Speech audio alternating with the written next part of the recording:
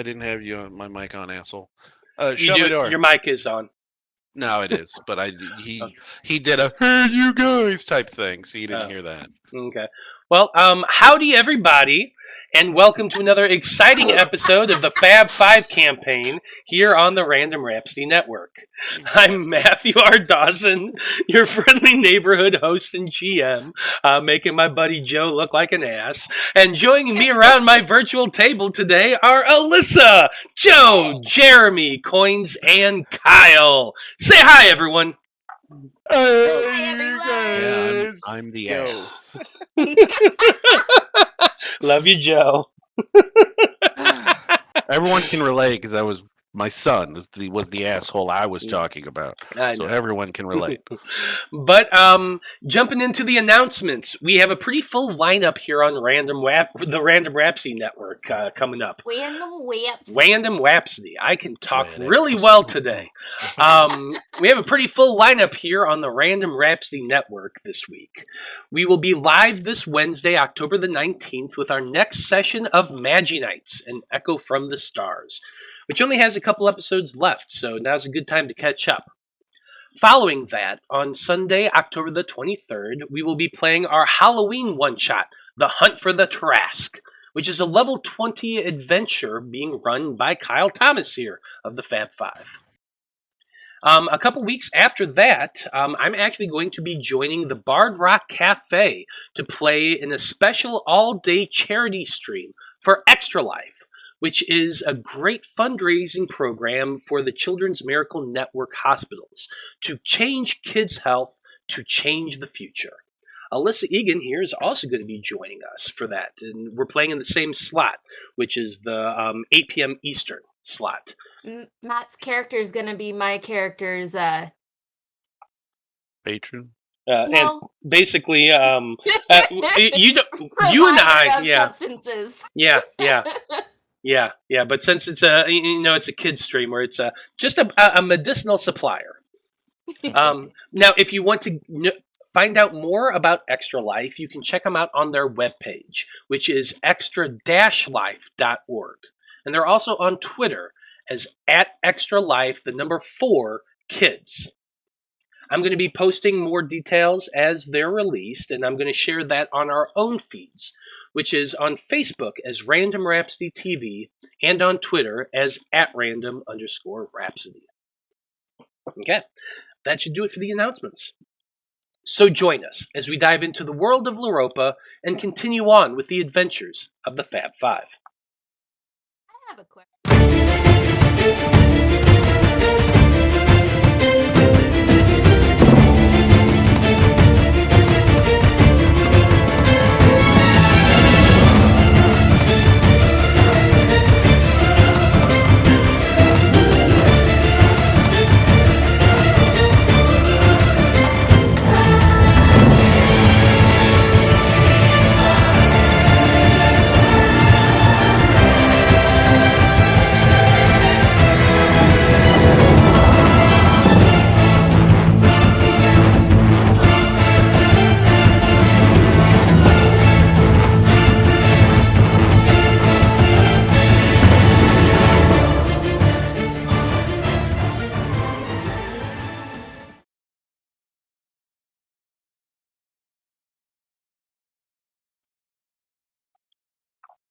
And we are back. So before we jump into our recap, we're going to take a moment to hear from Kyle Thomas to tell us a little bit more about his one-shot that's coming up. So, Kyle, before we do that, go ahead and give me an audio check. Testing. Matt. Got it, perfect. Okay, so go ahead, take it away, Kyle. That's right, Matt. Our Halloween one-shot is back, and this time, I'm in the driver's seat. We'll be taking a look into the past of Loroupa, an age where massive titans roamed the land. A time so dangerous, I was forced to give the players level 20 characters. Join us this Sunday to see if they can take down my Trask, or if they will end up in its belly. Also, I'd finally finished my 5-game-long Gears walkthrough on the No Time for Games gaming session, and I'm moving on to my next game, Brutal Legend. In this game, we'll travel to a reality where heavy metal is the law of the land. Jack Black voices our main character, accompanied by comedian Brian Posehn, metal icon Ozzy Osbourne, and D&D legend Matt Mercer. Join me on a rock-fueled adventure where minds are dug out by headbangers and extreme hair gives you the ability to fly. This ad brought to you by Driving at Night. It's like turning the sky on dark mode. Back to you, Matt. Thank you, Kyle. Can't wait for the one shot. It's going to be awesome. So when we last left off, the Faab Five had traveled to the port city of Velena to prepare themselves for their upcoming trip into Illimithica, the Elven Kingdom. After rescuing the town from a watery threat, the necromancer, Necthros Veil, managed to get himself arrested after pulling the zombies out of his portable hole in view of the entire public. This, combined with the investigation into what happened at the docks, landed the entire crew under the supervision of the Spellbeards. The Spellbeards, which is the more magical law enforcement agency in the Dauran Empire. While Veil was being strip-searched and cataloged by the cops, the rest of the party was questioned by the lieutenant in charge of the investigation into the harbor attack, which was a Luxodon man who was kind of chill. Eventually, the team was relieved to see a lawyer set by the Conclave to represent the imprisoned necromancer. With the important mission in Illimithica due in just a few days, the possibility of prison time threatened to waylay our hero's departure pretty much indefinitely. Fortunately for the team, the Conclave sent their very best lawyer to deal with the magistrate, and, after taking into consideration the fact that the party had just saved the harbor, Veil was released with a slap on the wrist and a heavy fine. And he also lost his cool little dildo of himself. What's the lawyer's name again? That was Terrence Crouppen IV. Right. Okay, Fab Five. As I said, you had all traveled. You had all traveled to. Sorry, I missed a thing. So, Fab Five, with Veil finally released from the Slammer, you are all able to regroup and begin your journey towards Venuis. You did eventually make it to the city, and technically before the delegation left. But you did get a few sideways glances from the other Conclave members once you arrived at the inn. You all took a moment to sample the local libations before tracking down Master Ohm, who was having dinner in his private room, along with a dark-haired elf who'd been introduced to you all as Ambassador of Ambrosia of the Kingdom of Illimithica. So as you all stand there, travel-stained from a long journey and weary, a question comes to each of your minds. And that question was, what is the first thing you do after you wake up? And let's see, it was Liam who rolled. Why don't you go ahead and go first? All right, we've been traveling together for a decent amount of time now, and we've developed a few repetitive instances since we've slept outside quite a few times. Liam always gets up real early and starts walking on his hands and going around to tap the others awake. They don't always wake up on the first tap, but he always gives them a nice little nudge to wake up, just to get himself. He's walking on his hands, and then he does a little Tai Chi. Just morning monk stuff to stay in practice. Along with a shot of whiskey. Of course, a shot of whiskey. Okay, I like it. Necthros Veil, how about you? So even though Vale's been up top for little time now. He still wakes up and startles himself awake when the sun comes up because he's not used to seeing that in the Underdark. But once he's finally awake, he usually pulls open his spell books and goes over his spells and continues his thirst for knowledge, quenching his thirst for knowledge with whatever books he has on him. I like it. Probably that orc manual on how to speak orcish. Yep. He's rereading that a lot of times. Yeah, probably. Eloise, how about you? Well, I always take the time to greet the dawn and thank it for the new day. And then I also like to go over and talk to any of the flora fauna that are around us because, they don't always get acknowledged. And it's nice to, acknowledge someone's presence. You got to get that consent. And then I'd probably start preparing for the day. I like it. Blood from a stone, how about you? Well, I'm usually the one that takes the final watch, so it would probably be me to wake most people up. But then I'm just gonna kind of check my gear, make sure I'm ready to go. If people are lagging behind, probably kind of get in some practice shots with the new bow that I got, or the bow I had before. I got a bit of ADHD, so I mean I'm fidgeting with something. Got my little tinker's tools, my thieves' tools, but I'm probably I would even say that Blood's probably got like a fucking pair of just like little like locks that he's just always practicing with when he's just idle hands. Just something he's got to keep his hands in something doing. I like it. Apollyon, you dropped out for a moment. Are you back with us? I think he said it just dropped.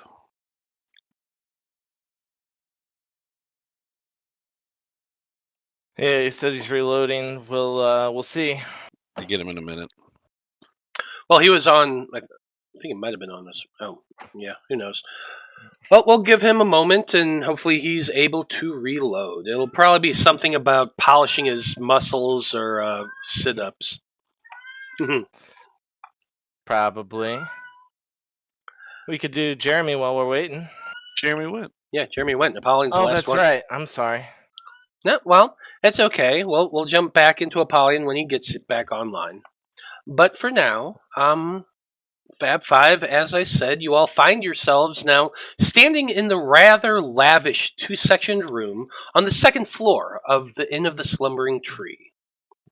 The room you are standing in looks like it normally functions as a sitting room, with a long couch and low tables that make up most of its decor, but these have been moved aside against the walls so that the main space is occupied by a taller table covered in plates and glasses and various foodstuffs, mostly vegetables, you can tell, and a pair of high-backed chairs for Master Ohm and Ambassador Ambrosia to sit on.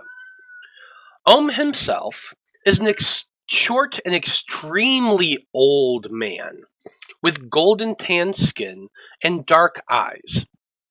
His head is completely bald, and its shape kind of reminds you of an egg, but with big ears and more wrinkles on his leathery face than should be possible on a humanoid.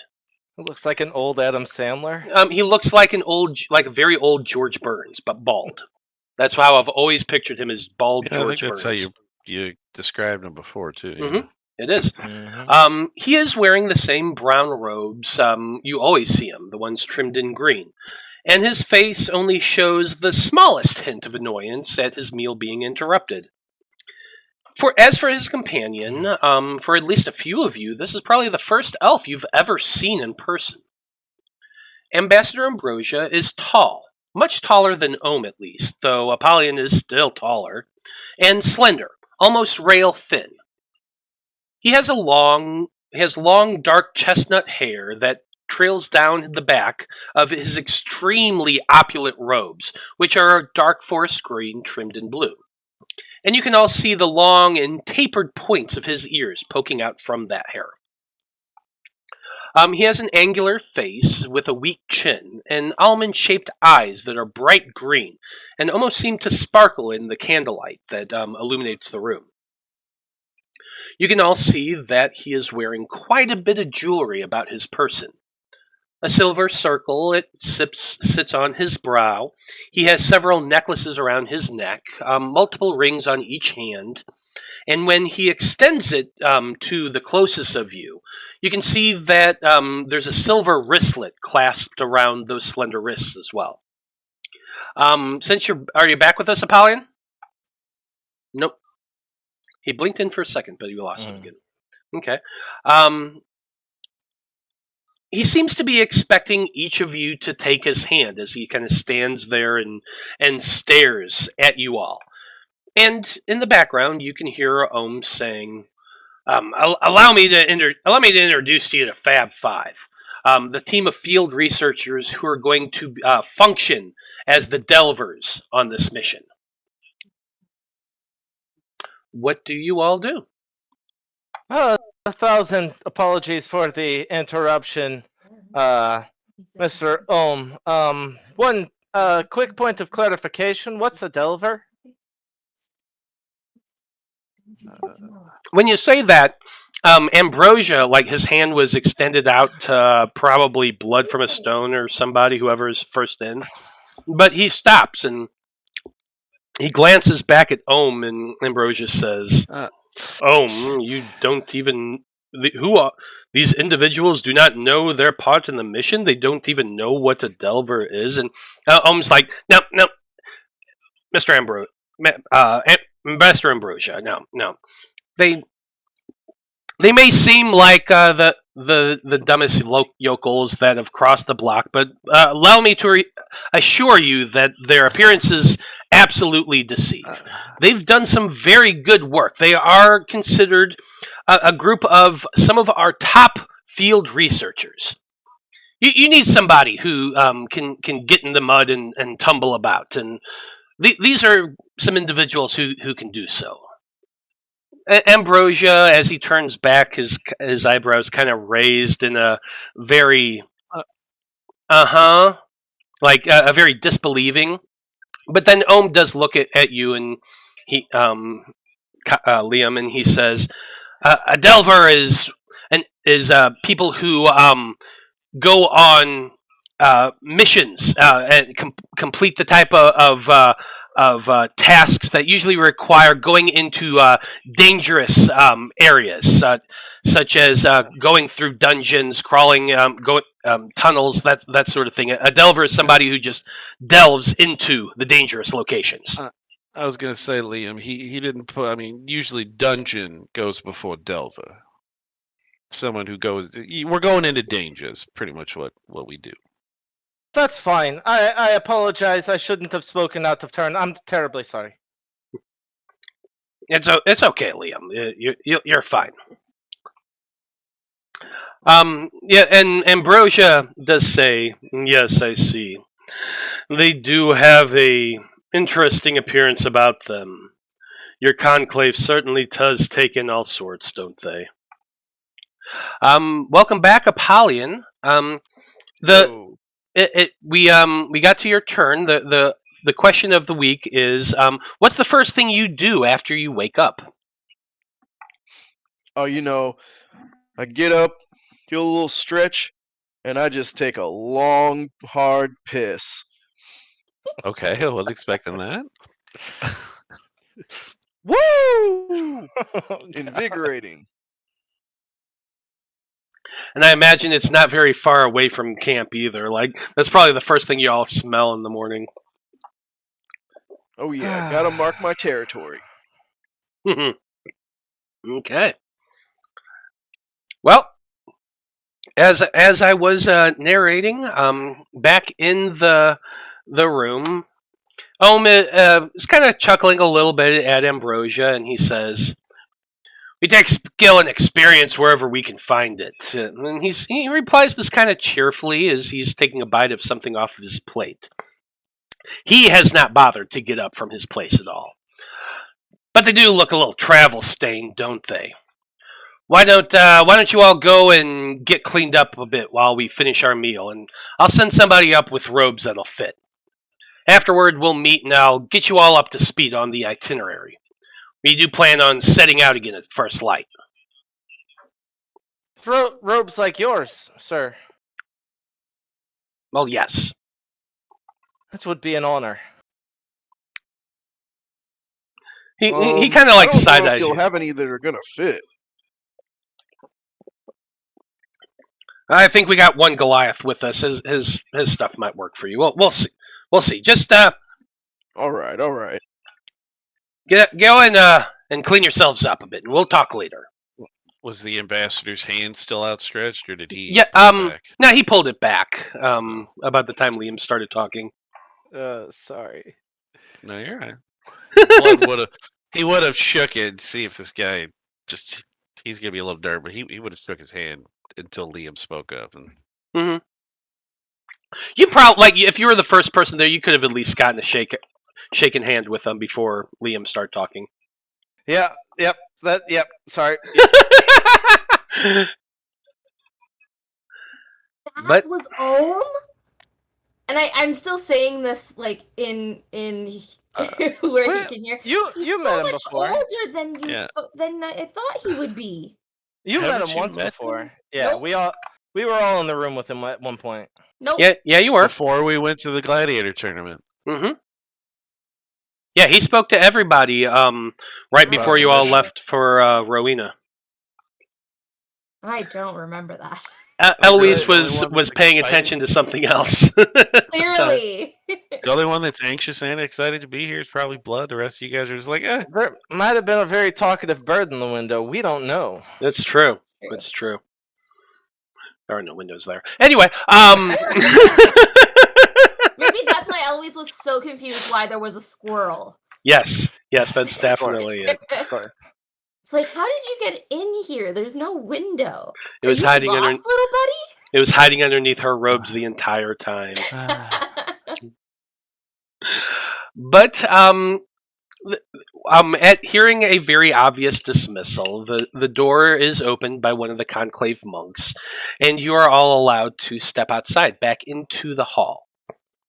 You are on the second floor of the building. You do have a room set aside for you all with some cramped beds in there, and there is a bathing area here. It's not very lavish. It's literally a copper tub that if you speak to the one of the workers there, they prepare it for people.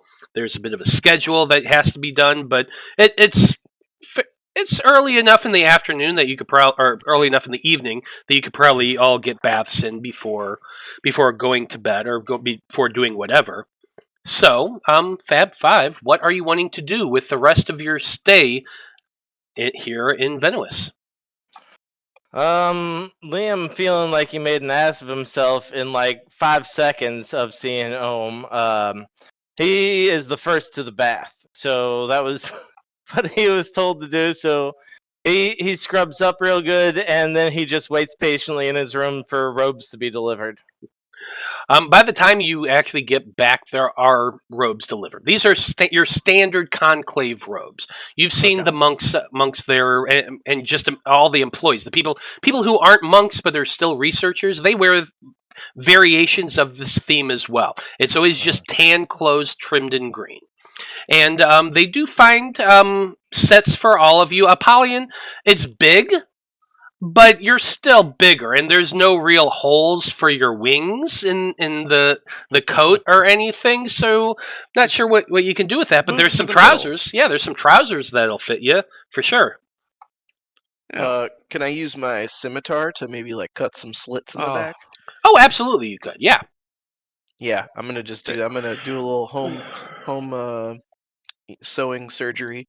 And, with Blood's help, because Blood will take he's got thieves, he's got nimble hands, that he's got his disguise kit, so he'll help. He'll like sew up the hole, so it's not just a gaping gash. He'll make it look nice. Sure, yeah. There's probably a sewing kit and a disguise kit. I can't have you. Hey, I'm gonna go hit the showers pretty soon too. Get pampered up. You know what I mean? I'm trying to look good. I am representing the championship of the Azure tournament. I'm gonna let you shower on your own, though, buddy. Okay. I Vale's was there gonna too. I think I can figure it out. Never mind. Vale's gonna obviously continue to read the book. Yeah. I How ignore much the time do robe. we have? Sure. You said it's just the whole evening is pretty much ours, or So yeah, it's about 6 o'clock in the evening by this point. So what is Eloise wearing instead right now? Just what was she wearing? I'm sorry. Just her regular clothes. Right. I mean, she's got the fancy stuff from when we went party. to the party, but she's just wearing her regular clothes. So like some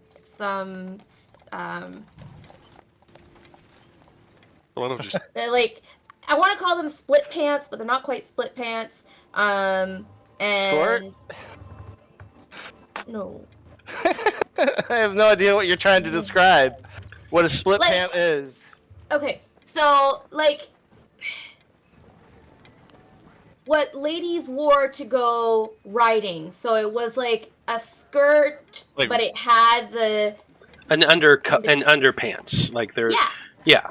I get you. It's an actual skirt. They're split down the center. That way that the ladies can spread their legs wide enough without it riding up on them. And so it was a skirt, but then there's pants and like pantaloons and petticoats underneath that and all that shit. To be fair, it's without all the like underpinnings and stuff. Yeah, and sure. the overtop is more like, how do I describe it? Like it's almost like it's basically like a fitted vest or blouse. Okay, think about like a waistcoat, but instead of having tails in the back, it's like a skirt. Mm-hmm. And it kind of like comes to the, while it comes towards the front, it comes upwards and it kind of ends here. So that like, I don't know how to describe it. Anyways, I know exactly what you're talking forge about. of your character.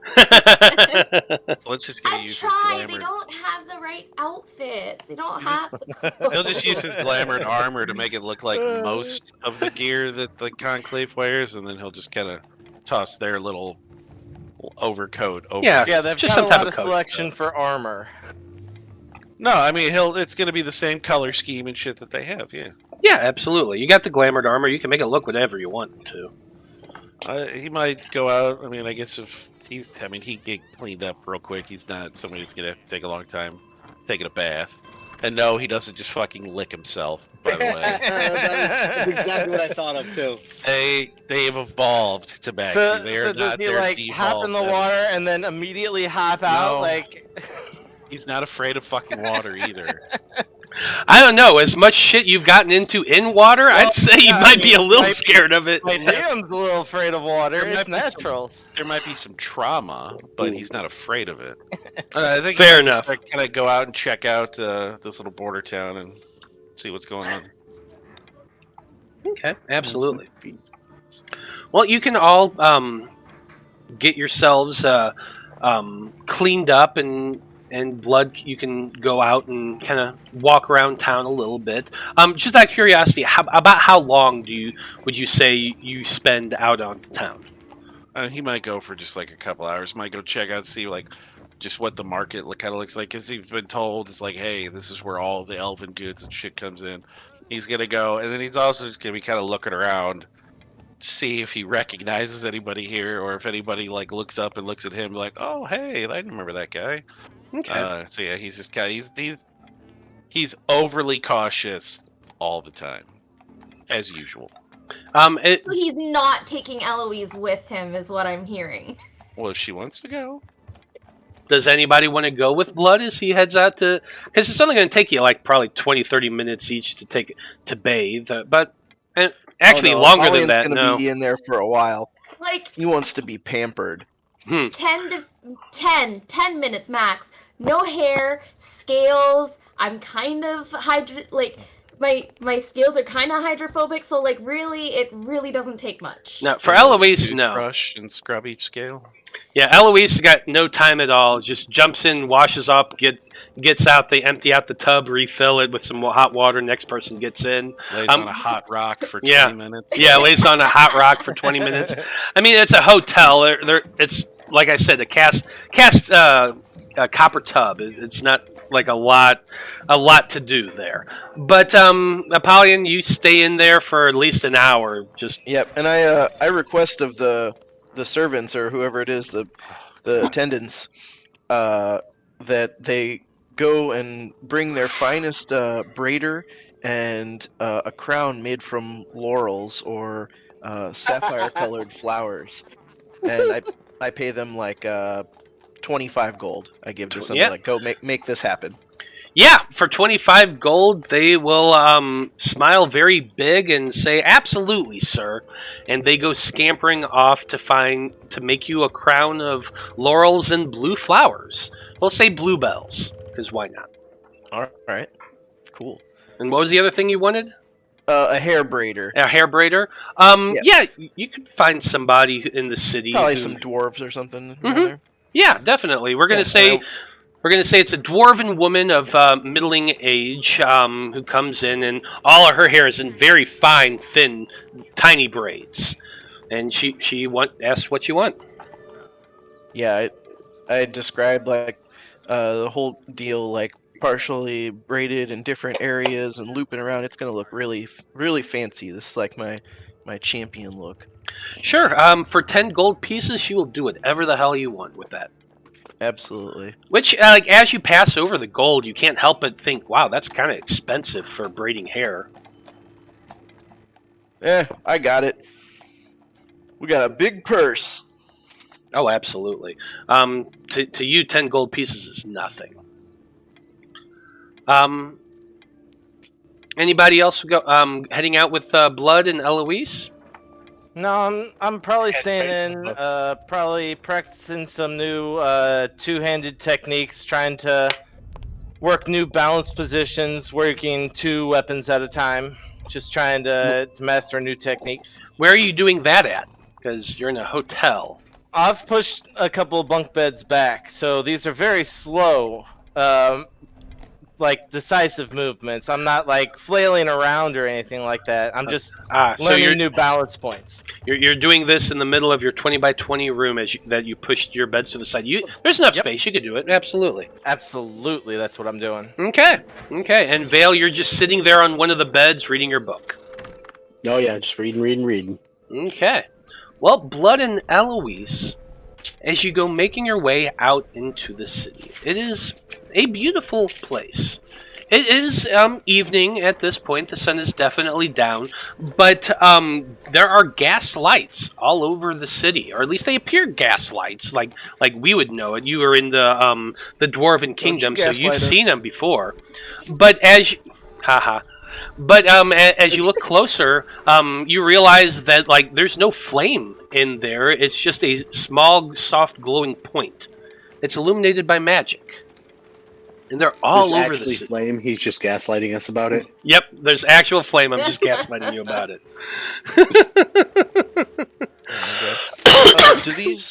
Do these lights provide dim light? I mean, they give enough for a small amount of bright light, but this is outside, Apollyon. This is out in the streets. Right. Now, it's just an interesting thing to notice that there's a lot of magic being used here. Like, the street lights are enchanted. Someone must have gone to a lot of effort into this place.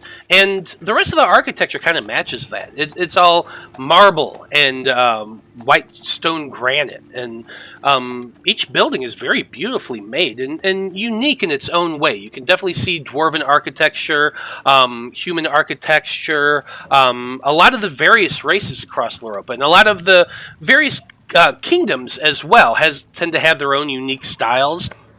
And you're seeing a little bit of everything as you travel through this, including architecture that you've never seen before. Tall things with no actual angles. It's all curved and sloped and looks almost as though they were grown instead of built, which of course is kind of sort of possible with magic, but that's got to be some really clever work that they've done. That you, Blood from a Stone, have at least seen in pictures. Given the fact that you are so passionate about the elves, you definitely can recognize that. Yeah, there's some elven architecture here as well. Fucking pointy bastards. Which Blood is not impressed. Go ahead, the both of you now, and give me perception checks as you're walking through the city.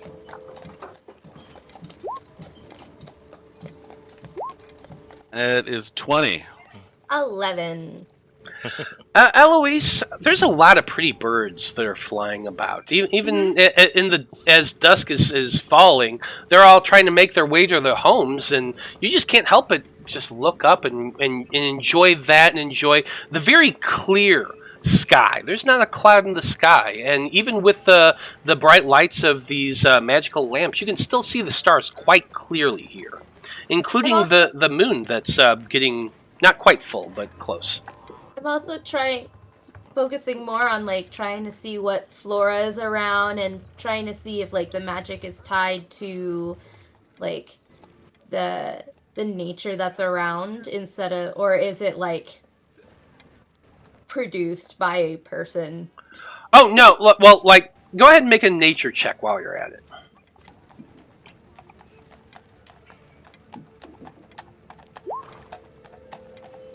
Oh, that's so close.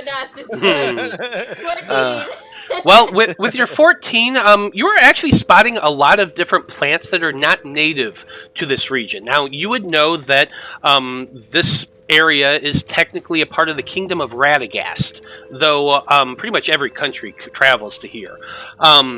It is still a part of the Kingdom of Radagast, and is actually well, you wouldn't know this, so I won't say that. But the thing that you do notice with your 14 in nature is that there's a lot of different plant life that's not native to this region. Some of the things you've never seen before in your life. Very pretty large flowers, tiny little flowers dangling off vines. It's a veritable menagerie of plants that you've never seen before, because you've never really traveled outside your home before. But you can definitely tell that none of the plants that grow around here, or at least you'd spot like maybe one or two here or there, but there's definitely a lot of foreign things that you've never seen before, is the impression that you're getting here. Now, Blood, with your 20, as the two of you make your way to the marketplace, which is closed, but you can still at least kind of take a look around. There's a lot of people here. Representatives of every race across Loroupa. You see as you're going about. You see Goliaths. You see Dragonborn. You see quite a few elves, which is what catches your attention. Oh yeah. Some of them you spot, and they seem to be just either nobles or some rich fancy fucks. You know, they have their really they're really big finery, the fine dresses, and all shades of greens and blues and browns and yellows. But the other thing you notice is that every time you pass a group of elves, your eyes are looking in the places that only a thief would look. And there you see another elf or two in the shadows. Blue hood pulled up over their head, hands on their weapons, which are barely visible, and they're typically watching the fancy elves as they go by. And after they get past a certain point, you'll see them move very quickly, going shadow to shadow. They're not being like too stealthy, but they're being stealthy enough that your average passerby probably wouldn't notice this fact. It's like, well, at least there's something that's a little, kind of reminds me of home. He's just kind of admiring the bold and brashness of them. He's seen all the security guards too. He's seen the bodyguards. He's well, like, what I'm saying, those are the bodyguards. Those are the bodyguards. Yes. It's like, oh, okay, well. Yeah, Then no, he's like, these yeah, aren't how? thieves. These are people They're acting who like them, yeah. they're acting like you've seen bodyguards that are following them, but you're also seeing toughs that are meant to be hidden, meant to stay unseen, looking for those external threats. Yeah, it's the ones you Ninja. don't see. That It's you like they're worry ninja about. that are hired to protect them. Yeah, basically. Eloise, remind me not to rob anybody here. You say that, and you look around, and she's gone, and she's just crouched down, like half a block away, talking to some flowers. And he'll just kind of just hold his hand as he's like, oh, God damn it. Why couldn't I have brought Veil? And then he'll go back and get her. He's like, all right, you can't be... Well, hi there, lovelies. You're an awful long way from home. Don't pick them. How long have you been here? And I'm just going to kind of stroke them. Are you casting a spell to actually speak to him, or are you just kind of talking? Okay, I'm just curious. No, I didn't prepare. Well, unless you, because I haven't touched my spells yet. Unless you let me, but I wouldn't have thought to prepare that one. So yeah, no, I wouldn't have prepared that one. There you go then. No. So you're just chatting with them. They seem to at least appreciate some attention. And as you look at them, like, they are very well cared for. Their water needs are being met. You can definitely smell the fertilizer with them. So they're lovingly taken care of, and they're meant to. You get the idea that they're meant to reflect. They're little places of home in a place that's very, very foreign. Is kind of the vibe you get off of these plants. Well, I'm glad that you're being taken care of. Oh, hey, Blood, did you see these flowers? I did. I'm pretty sure these ones are like all from near Morag, because I saw something that was very similar. Well, I mean, they might have. I'm sure they've got stalls. They've got buildings here, so they might have brought some. This is a hub. When I was trying to, you know what? I won't even bring it up to you. I was going to tell you to remind me not to try and rob anybody here, but I those days are kind of past me anyway. Just robbing random people. I mean, considering how much we stole from. What? You say that as a pair of a human and a dwarf go walking by. I'm just saying that I think we have like more than it's more of my predilection to hate the certain kind of people that are here. That's what I mean. Let's just say it'd be bad. Well, I guess you could call me that, but that's not what we're talking about. Huh? You know, there's a certain group of people. You're fucking with me now, aren't you, Alyssa? He's gonna be like, Alyssa's fucking with you. Eloise is 100% genuine. Eloise has no idea what you're talking about. Let's just leave it. There's some people here that I might like teach a lesson, but I think the lesson would be taught on me instead. Okay. You see the big tough guys following the elves around? Well, what you don't see is there are 2 or 3 more in the shadows following them. So we need to be on our toes not to do or say anything wrong here. Like what? Well, let's not mention what we just did, ever. Don't bring up the thing I've told you about my past. Don't bring that up in open conversation. Because there might be some people that we might meet that might remember me. Okay. You don't remember what I told you about my past, do you? Never mind then, you'll say. What about your brother? That part? That part, yes ma'am. Okay, yeah, I remember that. Okay. Don't bring him up. Yeah. You've been sitting there, Eloise, crouched next to these flowers, Blood just standing over her, talking to her, and with your passive perception, you just can't help but look every time a group of 2 or 3 people walk by, and you're like watching them. Are they going to glance at me? Are they going to glance at me? He's going to be a little paranoid. Every time a group walks by, you're scanning faces, looking for people you recognize, and you really don't. There's a lot of people here, but you're not really clocking anybody who you recognize. Where are you guys going? How familiar are going? you with here, Blood? What's that? How familiar are you with here? Well, I've never been here, but I have been where we were going, and I was not allowed to be there. Oh. You Well, know, let's go just check like, out the market. well, it's what he's gonna be like. He's just gonna kind of. Eloise looks around for the first time, and there's the marketplace. Several buildings on either side. There's shop stalls that are all closed. Maybe there's one or two here, like a coffee stand or something. Maybe. Something like that. He goes, it's mostly closed. I was just kind of want to get a lay of the area. There's at least a cafe.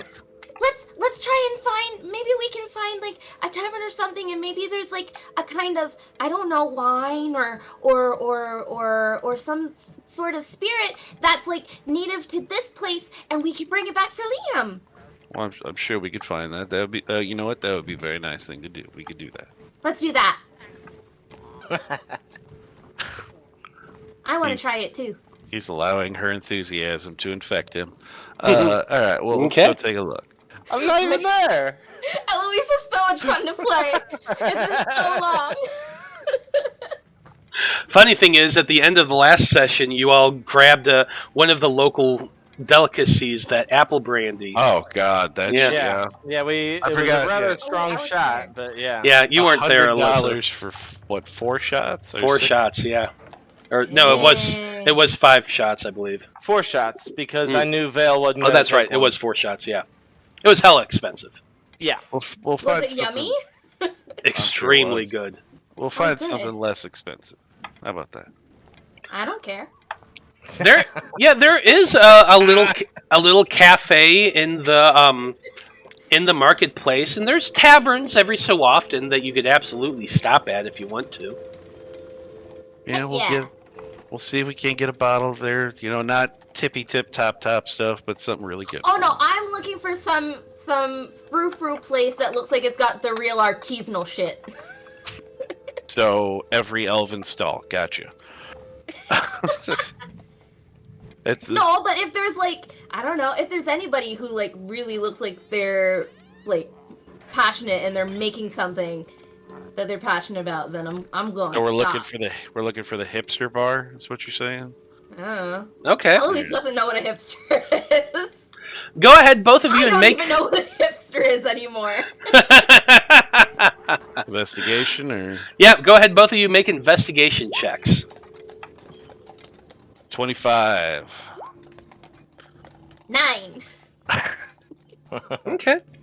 Well, you go wandering about. Eloise, still distracted by every new plant she comes across.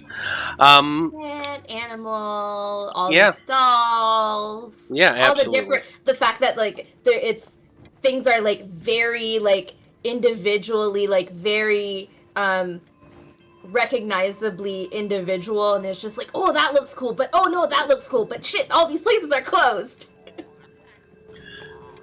You eventually make your way to, with Blood's 25, you find an inn not far from a gate to the southern side of town, which is called the Scholar's Gate. You find a street that's kind of sulphurous when you first step into it, but then you see the inn, a 2-story building of stone walls with a yellow tile roof and a tiled mosaic floor.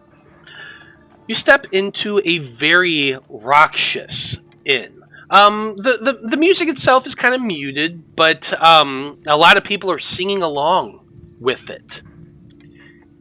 The inn is called the Emerald Fang, and you see standing behind the bar a half-elf man. Tall, brown hair, cut very short, very light-colored eyes, and wearing that typical barman outfit. And as you're approaching, he says, Welcome to the Emerald Fang. My name is Lane. How can I help you? This place seems like so much fun. It is, young lady. It is very fun indeed. We have all sorts of libations, anything you could possibly want from all corners of Loroupa you can find right here. That's amazing. Okay, so I have this friend and he loves alcohol. And so I want to find all of like I want to find the strangest thing you have in here. I want the most delicious thing you have in here, and the fruitiest. Well, you're definitely a young lady who knows what she wants, and I am happy to oblige. And he begins, like, his hands go flying across your face really fast, like just in distraction, and then there's a poof of smoke right up in front of him. And you look, and he is placing 3 bottles down in front of you on the bar. He smiles at you, a big smile. And I'm going to go grab my fucking random alcohol table real quick. So roll me three times a D100.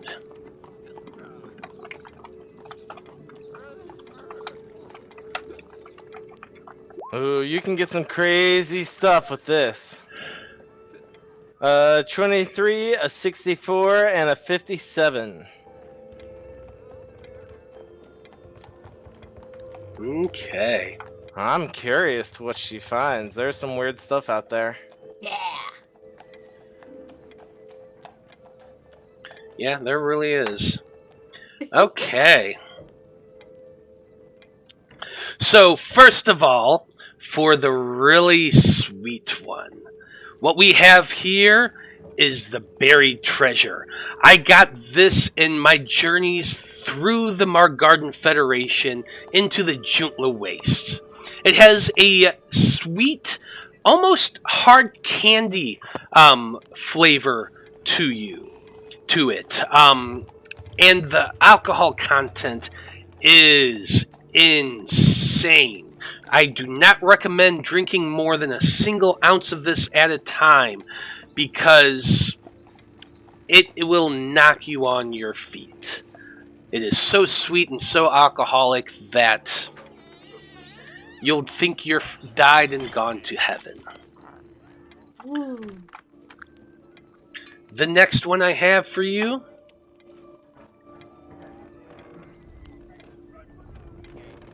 wanted something fruity. This here is Chala Blanca. It is a fruit brandy spiced with these impressive little hot peppers from the southern coast, a place that's known as the Salt Coast. It burns the throat going down, and if you drink more than 2 shots of it, steam begins to start pouring out of your ears. Kind of sounds like a peppertini.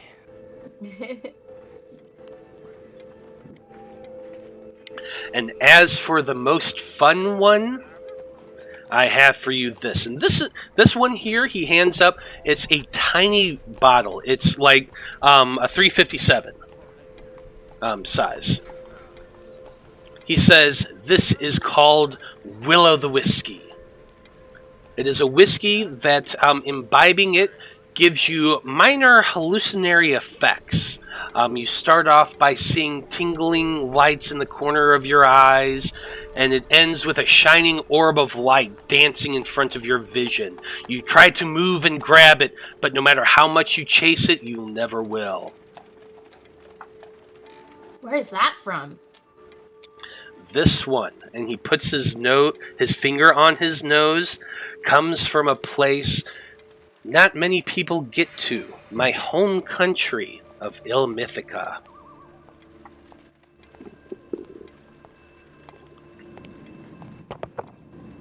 How much is a lot of these 3 gonna go for, my friend here? Eloise doesn't care, but I love it. Now for the first one, not too expensive. 25 gold pieces for the bottle. For this next one, the fruity, 75 gold pieces for the bottle. For the Will of the Whiskey, I'm afraid this comes at a very high price, but since you're such a sweet lass, I think that I will let this go for 250 gold pieces. It's up to you, Miss Eloise. So it's 350 in total for all of them. Like, I can get the 2 smaller ones, but you're gonna have to understand if you want the big one. Liam did buy her like a tree brooch that she can use that costs like 2,500. Yeah, So no. comparative wise, this really isn't that bad. Nope. I'm just like grabbing a handful of platinum out of my bag, and I'm just like, I'm taking the lot. Yeah, for well, if you're paying for it in platinum, that would be 35 platinum pieces.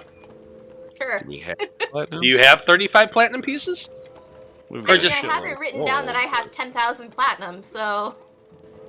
Why would you have why? that? Or That's was a it lot supposed of to be platinum. 10, or was it 1,000 platinum?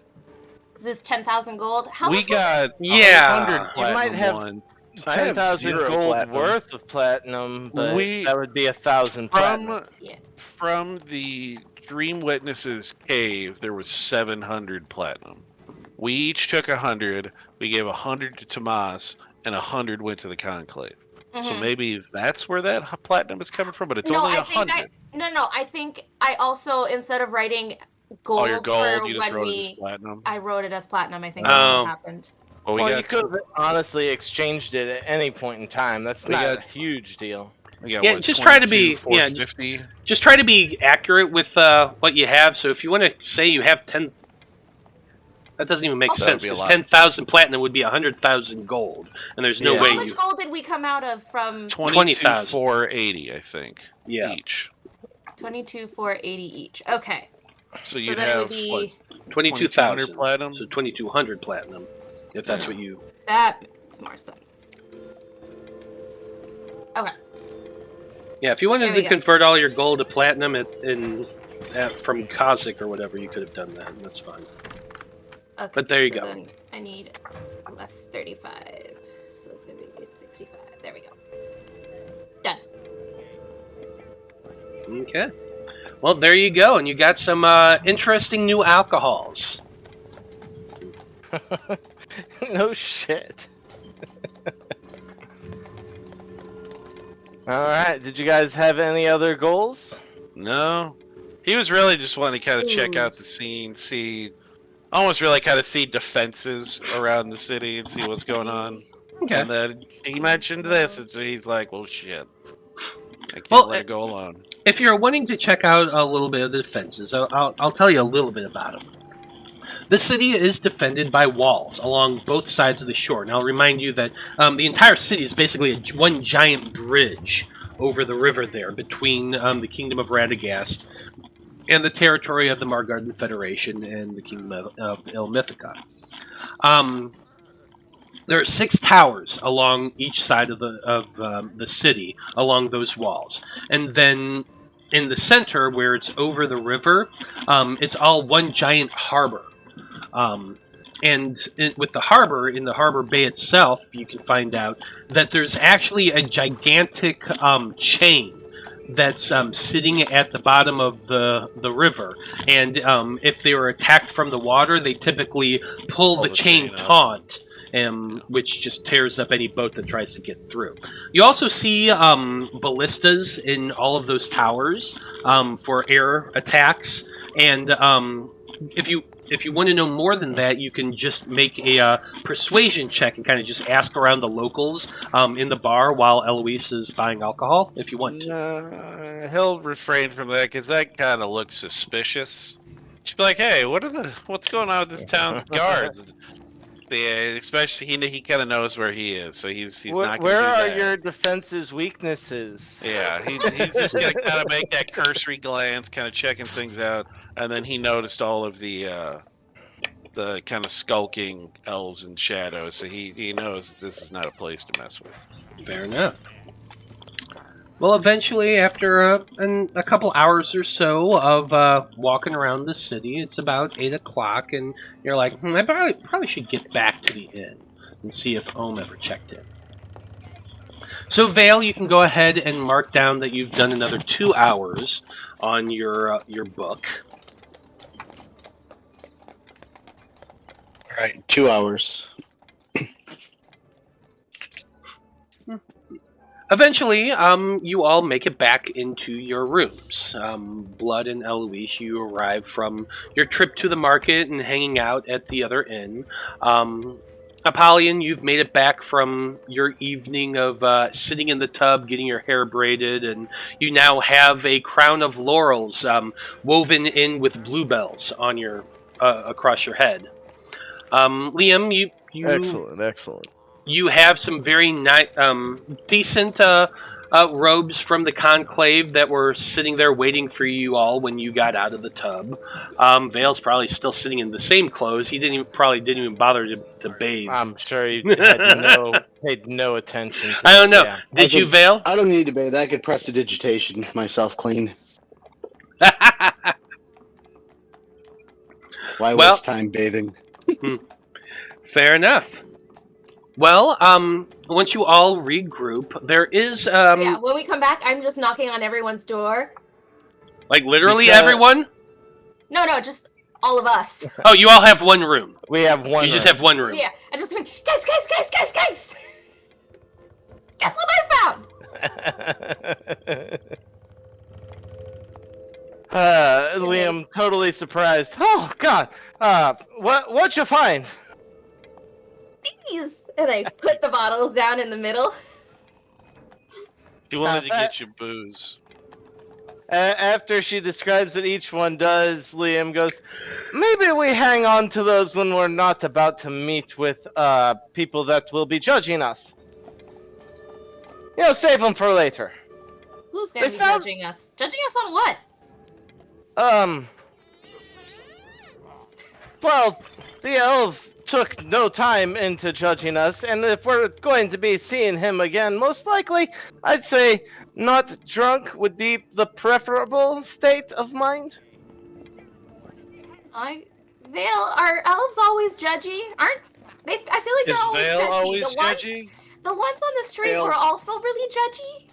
Vale narrows his eyes and peers over the top of his book and just narrows his eyes at Eloise. And then just puts the book back up. Does he- Yeah, see, I think that's just like a 100%. That's All your, the that's time your answer. Yeah. That's it just is. a Right. natural like state. Right. I don't know. Anyway, Maybe it's a cultural thing. I don't know. I'm trying to make a good impression here, and if this guy likes me, then maybe Om will like me, and we just maybe be on our better behavior than our drunken behavior is all I'm saying. Nothing too extreme. Well, I'm not saying let's take the hallucinatory. Wait, didn't Om say we were going to be leaving in the morning? Yeah, is Ohm like your new daddy? Are- And yes, are- we are leaving in the morning, Miss Eloise. He's Yeah, so we not- can have fun tonight. I never said anything about him being that to me. No. It seems like you want his approval, though. It would be preferable to have his approval, yes? We already have it. Don't change who you are just because of these snooty elves. Yeah, besides, Om defended us to the elf. I think he already thinks well of us. You understand what's on the line for me, right? When I head back to Bradfordshire, they may cut my head off. A good Then don't word go back from to Bradford. Ohm may change all of that and may just be imprisoned for the rest of your life, you know? Something not as severe as instant death. So, a good word from him is all I need, and I need him to be on my side. That's all I'm saying. Well, what about the ones that we fought off all of the zombies with? Or the wraiths? Well, Wraiths. They were wraiths. Most of them died, and the other half were heading to ask Ohm for a favor because everyone holds Ohm in such high esteem. You see. Oh. But we solved the problem. However, I'm still the one who caused it. Vale casually states, through over the book, not even taking his eyes up. You're starting to sound as paranoid as blood. Well, I was going to tell him most of the people that might know you were involved are actually dead. I made a promise that I was going to return. I get it. I understand. I'm just And I will giving you fulfill trouble. said promise. If that's the only thing that returns my honor is to hand over my life, it's what I'll do. It's admirable, I suppose.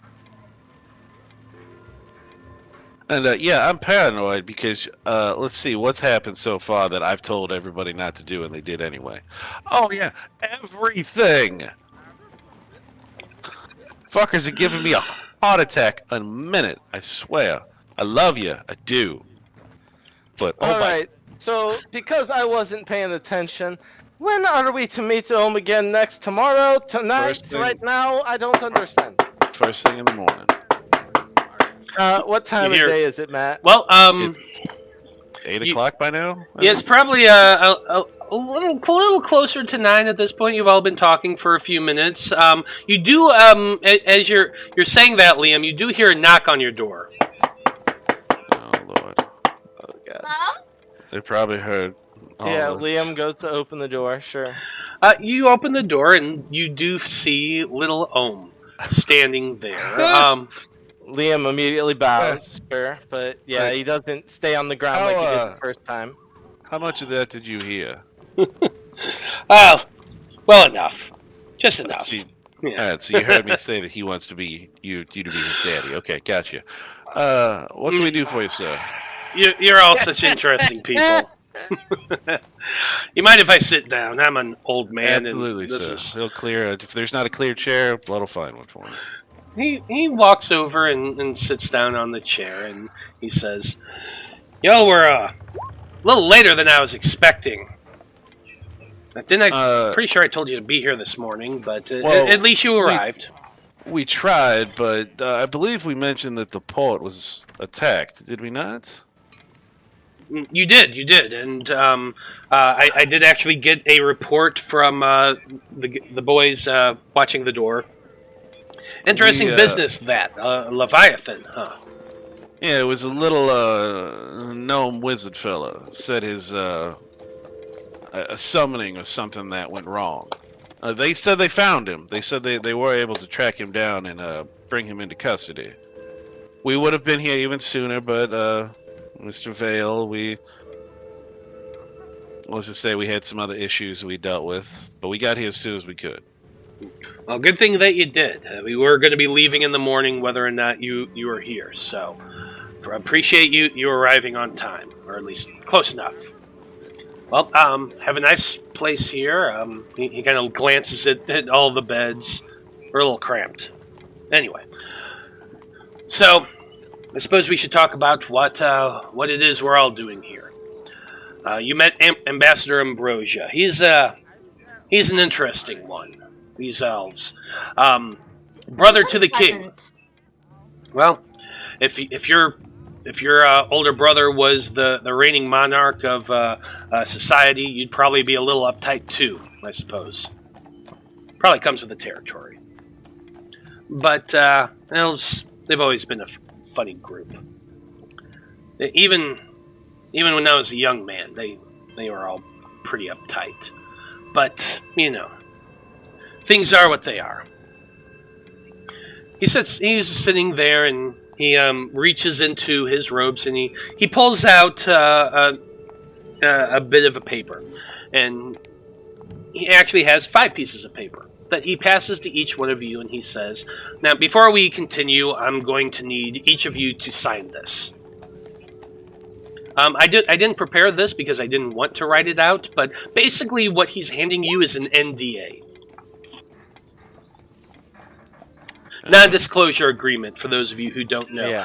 Basically, it states that as members of the Conclave walking into Illimithica, we acknowledge the sovereignty of the Elven Kingdom and agree to not speak about what we find in here. We are allowed to record for posterity's sake. However, discussion of these matters is strictly prohibited outside of Conclave context. So anyone who does so is going to be held accountable.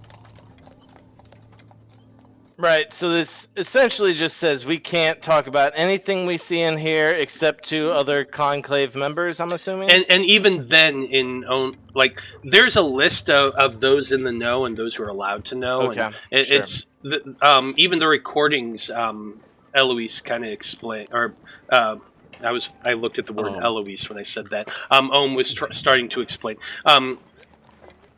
it's certain info is restricted to lower members of the conclave, and certain things are just not allowed to be known for diplomatic reasons. Sure. So that while like if it's relevant, the conclave is allowed to reveal this information. They're not allowed to beyond a certain point. And this is the reason why so many countries actually trust the conclave to record their history. Because they're bound by a very strict set of laws and rules that each country allows them to work within. So, Eloise, as you're saying that, looks over at you and he says, "Now, you're saying that, Miss Brightcrystal, but this is actually a very real and legally binding thing. So if you're unable to do this job, please say so now, and you will be excused from it." Now, Kyle would fully read something like this just to fully understand it, but Liam signs it immediately. His daddy gave it to him. Blood, I'll be like, Miss Eloise, remember what I was telling you before about some things that I don't want you bringing up? You just can't talk about what you're about to see inside Illimithica. Unless it's with within our very group, specific obviously. people. Okay. Our group, I would assume, any the heads of maybe at least Port Valena's chapter, Master Ohm here. There'll be very few people we can legitimately discuss what we see. Basically, they appreciate their privacy, and in order to ensure their privacy, you need to sign this, and we need you because you're Eloise. What if we see something really, really bad and that needs to be fixed? We will stop Well, it. it depends on the context in which you think that is bad. If it's something that they are doing that they seem to think is normal. Kind of cuts in. You are aware of the concept of sovereignty, national sovereignty, correct? Those who run a country are allowed to do what they will with it.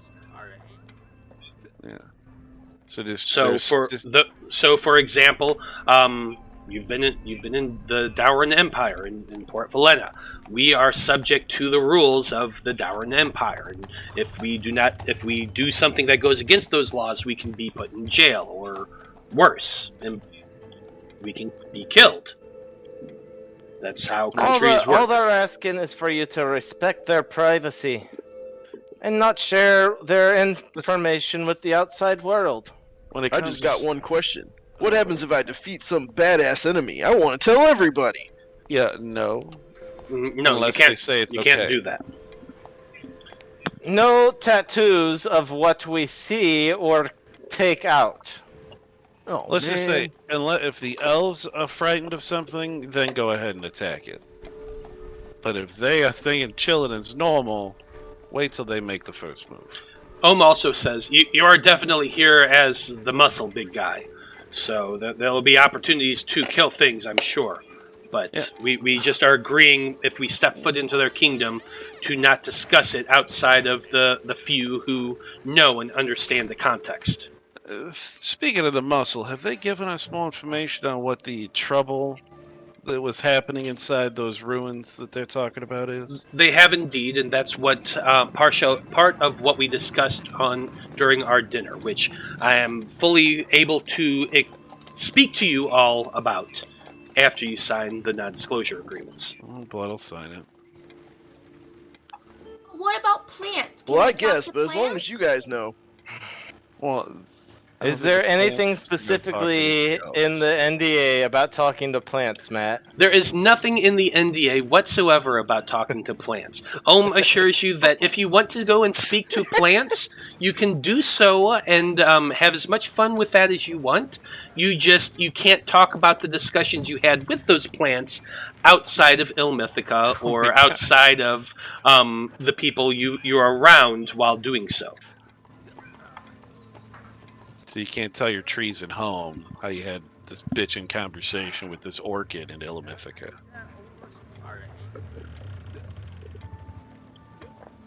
Now, I have a rules question. Do plants are they just able to talk to each other all the time? Do you want me to give you my personal interpretation on this? Because they have 100% been able to prove that trees and plants can talk to one another. That is a real thing that happens in real life. So yes, absolutely magical. In a magical world, trees and other plants do communicate with one another on some level. Like, Oh, well, you then know she how wouldn't have to tell anybody. They'd already know. Think about like how I'm trying to think the movie Avatar, how when they like they put the needle in the roots and then they can see the I don't know if they're like EMPs or what, they can see the connection between all of them and all that. Yeah, that's actually a real thing, just not on that kind of level because that's a fantasy No, sci-fi world. Yeah. But trees do absolutely communicate with one another. Well, go ahead. I'm sure there's a lot of gossip among plants. Veil, do you sign? Yeah, Vale, without even, like, he heard everything that was said. He continues to read his book. He casts Mage Hand, picks up the quill and signs it for him. That's fair. He said, yeah, I get it. No talking. Eloise? And you, Miss Eloise. I just look at blood. You just got to be able to talk to us. Go ahead. Yes, Miss Eloise. I would sign if I were you. Just you could talk to us about it.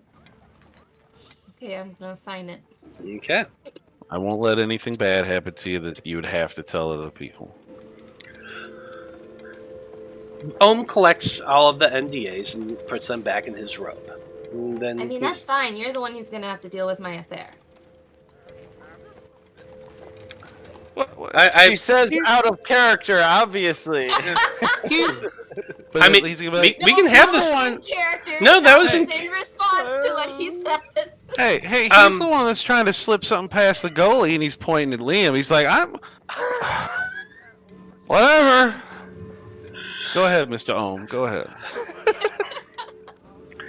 It's enjoyable to listen to you all talk. He just says in a very dry, straight-faced voice. Liam's pretty red-faced after Blood's comment. I'll give you that. I have actually heard of your father. Yeah, apparently he's been into our conclave with your group. Interesting fellow. He's pretty great, right? Last seen in the mountains of Morag. Hope he does well with that. And he kind of looks at all of you and he says, well, let's get down to brass tacks now. As you all know, the elves are in possession of one of the dream roots. Apollyon's vision gave us that information. The elves have approached the conclave and asked us for our help in what they describe as a very delicate matter. And before we continue on with that, I'm going to go on break. Because,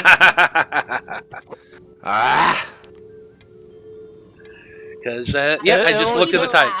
It only took 20 minutes to get Eloise to sign an NDA. Jesus Christ, dig your feet a little bit.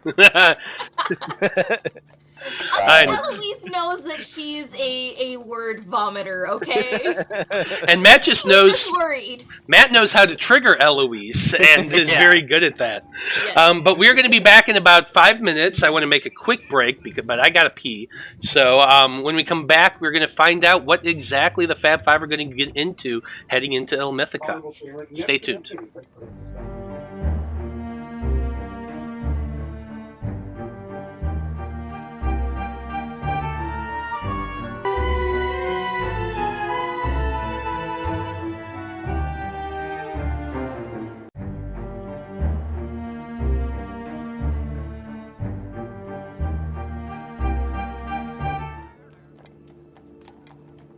Howdy, everybody. We are back. And when we last left off, Ohm was about to impart some information to our team. So let's find out what he says. Now, the elves have requested the Conclave's help in a very delicate matter. There are ruins in the southern part of Illimithica that the elves call... I pronounced this word like 5 times earlier today, and I'm going to try to do it again. Syolyn Revar. It's SYOL-YN and then REVAR. Syolyn Revar. It is a place that the elves consider both sacred and cursed at the same time. The elves have reported that in recent months there's been a change at the site. Semi-frequent earthquakes have begun shaking the land, and shortly thereafter, horrible creatures have been coming out from the site and invading the woods and harming both creature and people alike. Now, from what I understand, the elves have already tried quite a few things themselves, including several rituals and 2 separate incursions into the site. But these attacks or earthquakes or whatever it is that's causing it have continued, and nobody has come back. Now, as desperate as they sounds are... like our kind of mission. Indeed. Now, as desperate as they are, they've reached out to the Conclave to see if our information can help. And we have brokered an agreement with the elves. They will hand over their dream roots, or their dream root that they have, in exchange for us sending a group of our own down to investigate these ruins and find out what exactly the cause of all this is, and if possible, stopping it. At the very least, information is the key, and we will go from there. But to get the dream root back, we do have to find a way to stop this. Now, the Conclave has agreed to send in a team of field agents into the ruins to investigate, and if at all possible, stop whatever it is causing them. I am going to lead the incursion into the ruins area, and your group is going to be my delvers.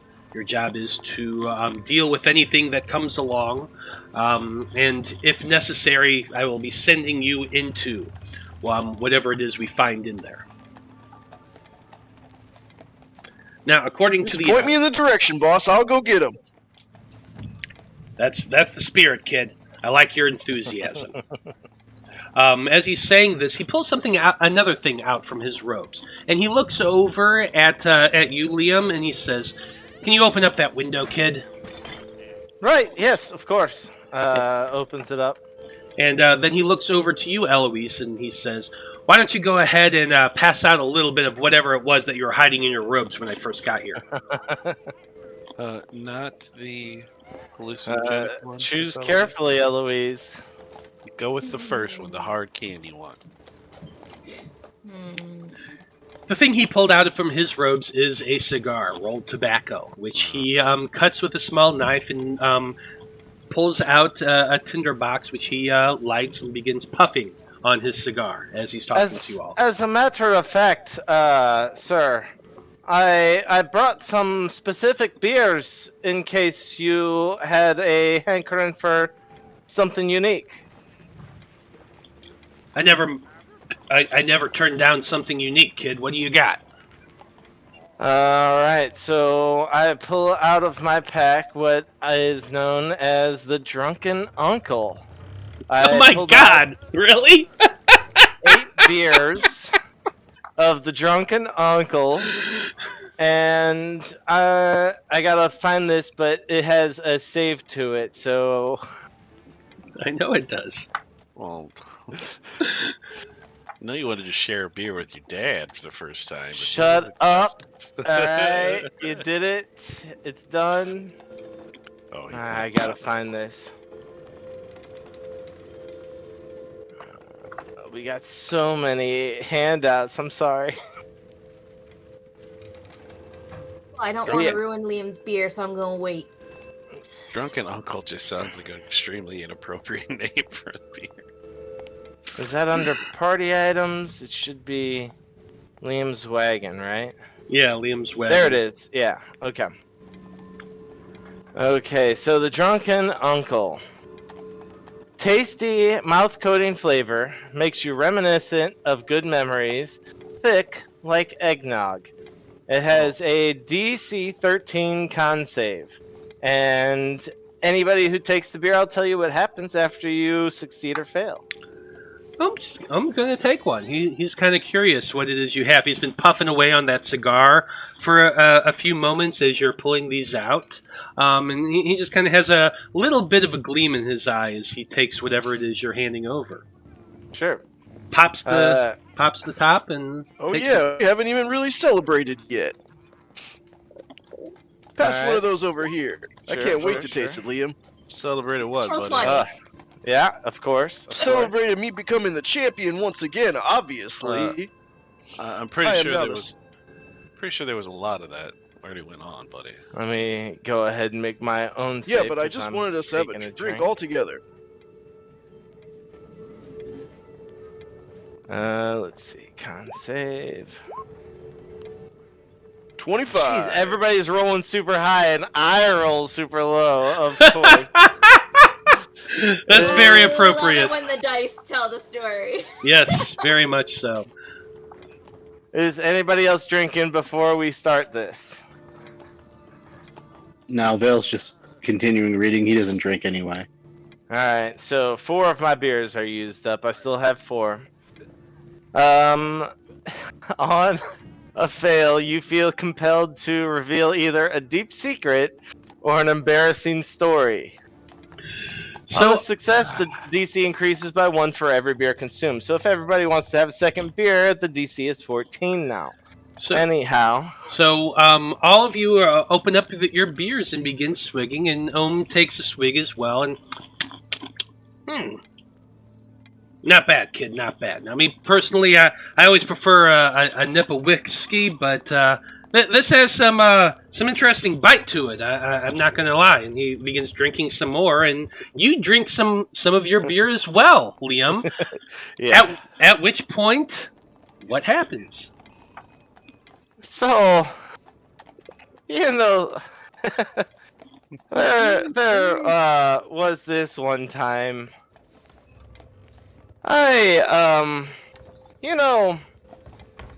This guy, my old master, Groot, that guy, he was a good guy. He told me I needed to get the eyeball of this dwarf fucker. So, I make a big scene in the bar.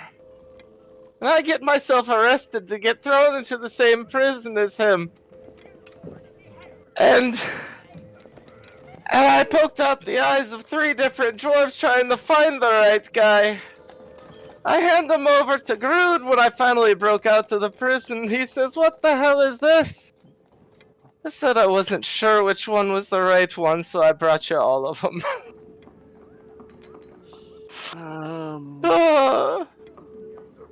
It's not a great story. It's a little on the embarrassing side. I'm just gonna pat Liam on the head. I'm like, wait, try mine, and I'm gonna pull out the Halalenka. The candy one, or is... No, that's Matt, the hot you're pepper muted. one. Yeah, what's the DC on this one? I can't hear you, Matt. Matt's muted. I don't know. Oh, I'm muted. I'm sorry. So there's this awkward pause after Liam says this, and everyone just kind of looking at one another as Eloise is patting him on the shoulder. And you pull out your alcohol, and you're like, "Here, try this." That's something I actually wrote in my diary journals back before I met the group. Ohm kind of looks at Eloise and he says, "Well, what you got there, kid?" I don't know. The man at the Emerald Fang. He said this one's called Halalenka, and that it's a brandy, and it's from the Salt Coast. Sounded yummy. Wait, is this the one he said don't drink more than an ounce of? No. No, that's the whiskey. Yeah, this is the one where if you have 2 shots, your ears start to smoke. Okay. You don't know that. Yeah, Veil doesn't know that. Never mind. I was just clarifying. Jeremy said that. The other one, don't drink because we need to be up in the morning. We have, responsibilities. Says, "Go ahead, Brightcrystal. Pass them out to everybody." Liam, that was an interesting tale there. I'm sorry to hear that that Grood made you do that. That's Right. Yeah, he's not a very nice person. Not sure why I told that story. That shouldn't have left my lips. I apologize. Didn't actually sound like he made you do that, though. Anyway, I'm gonna sit on the ground by Liam's feet, and I'm just gonna kind of lean on his legs. He's like, okay, shh. He tends to ask something rather extreme of any initiate he accepts.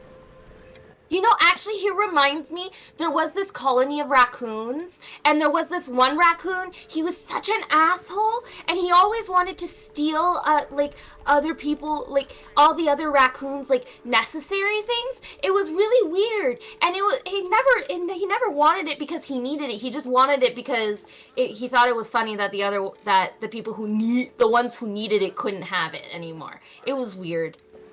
Yeah, that Groot raccoon sounds like that. Yeah, that raccoon does sound a bit of a dick, and sounds like Groot is along the same path. It really makes me sad to hear some of the things that he's been getting up to. He's my uncle. I didn't know that until after we had to fight him. Really? Groot's your uncle? Not by birth. That's not by birth. Well, I would assume not, considering he's a Goliath and she's... It's a strange world out there, sir. So it's possible, but yeah. He's from the same herd as my Ather, so he's my uncle. But he doesn't know it because he's never met me, and I didn't know it until, after we had to fight him in the Underdark. I did see a mention that the Goliath Vulcan was your adopted father. You have some interesting company, that's for sure, all of you. Groot, when I met him, he was hot-headed, very arrogant young Goliath. I tried to instill in him, peace and a way of letting go of the past. And yeah, that didn't work. He's still the same. So he's worse. He has to be worse. So I've gathered. Which is always sad when you hear one of your disciples going the wrong path, but. That is the world we live in, I suppose. Sometimes you can train them up, and they're wonderful, chaotic creatures, such as the way your father raised you, Eloise. And other times, no matter what you do, no matter how hard you try, it's just not enough. I pour a second shot into his... He takes it, and he's going to go ahead and make a con saving throw again. I don't know. You didn't tell me there were any saves. They're. Well, I'm guessing. Yeah, but steam come out of you because I wasn't trying to metagame the whole thing. But a 14 is actually a failure. It is a 15 DC for this. And as he takes that double shot, smoke just starts pouring out of his ears. He's smoking on a stogie, and he's just kind of puffing on it, and kind of has one of those distance look, he's remembering the past as he's puffing, but from your all perspective, it's comical as fuck because there's just smoke coming out of his ears. What's it feel like? Burns a little coming down, and hurts a little bit thinking of the past. But when you're as old as I am, there's a lot of the past. Yeah. I was gonna say, we can't be the first weirdos you've ever met. You have to have met weirder than us. Oh, you're not even close to the weirdest people I ever met. Let me tell you. See? And I turn around to the rest of you guys. I don't think anybody ever was saying that, Miss Eloise. But everyone was worried that he'd be judging us. He's people way weirder than us. No, we weren't saying think... Ohm would judge us. We were saying the High Elves would have You were saying that Ohm would care what Mr. Hoity-Toity Pants would think of us. But Ohm's known weirder than us, so he wouldn't care. I imagine at my age, I'm a lot weirder than you. I just hide it a lot better. And he kind of gives you a big grin that you just can't help but find endearing. No, well, We're all a you're little not strange weird. here. Yeah, it's not fun if you're not. It's boring. The world is definitely a more boring place if you don't have interesting people. Anyway, we should get back to what we're doing. Now, We're gonna go in a dark place. We're gonna look for monsters that are causing earthquakes, and we're gonna stop it. We're going into a ruins. Ta-da! And yes, we're trying to find out what is it that's causing the earthquakes and the monsters to come out. Now the elves Are they have actually given coming out? I thought we didn't know what was. Things have been coming out of there. Strange things. I did say there are actual monsters that have been coming out from the ruin area and have been attacking, well, pretty much everything they can come across. And Poor things! What's strange. been chasing them out of their territory? We unfortunately don't know. The elves have killed what they found, but most of the time when they do so, they seem to dissolve. They could not say that word. They seem to dissolve into strange pools of goo. We've done a little bit of analysis, and we are finding that it is organic life, and not just the product of a spell or anything like that. But very strange, grotesque things they've been describing. I swear, if it's another dragon, I'm done. Maybe it's attached to the Dreamer. All these roots starting to be found. Maybe it's got something to do with them. You think? Well, I will tell you that while the earthquakes and the monsters coming out have only begun in the last handful of months, the elves did say that they noticed that the first instance of anything odd happening was about 6 years ago. It started out first, just a bit of vibration under the earth, and nothing more than that, but it has steadily increased over the years. 6 years, you say? Well, I mean, giant worms could do earthquakes, but they wouldn't be localized for that long. What ruins are these again? They're Siolian Revar. And just, I guess if you pull out their map, is it the ruins that Blood might be thinking of? Oh, it's definitely the southern ruins. 6 years ago, you say? All right. We'll just Does that file line up with the thing that we're not supposed to talk about? Yeah. Okay. Ohm kind of has a quizzical expression on his face. I suppose I should not hold anything back from you, sir. Mm. I mean, Well, Tomas knows. I would assume the Conclave do. 6 years ago, my brother and I, and 4 others, with the help of a half-elf, went to investigate those very ruins. We were there illegally, clearly.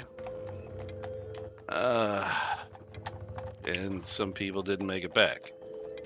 You did mention something about that the last time we spoke. Yeah, I was gonna say he did say something to Ohm. I remember. Yeah, I think when they were up on the roof, maybe. Yeah, we talked about it a little bit. He says, but your group never made it into the ruins itself, did you?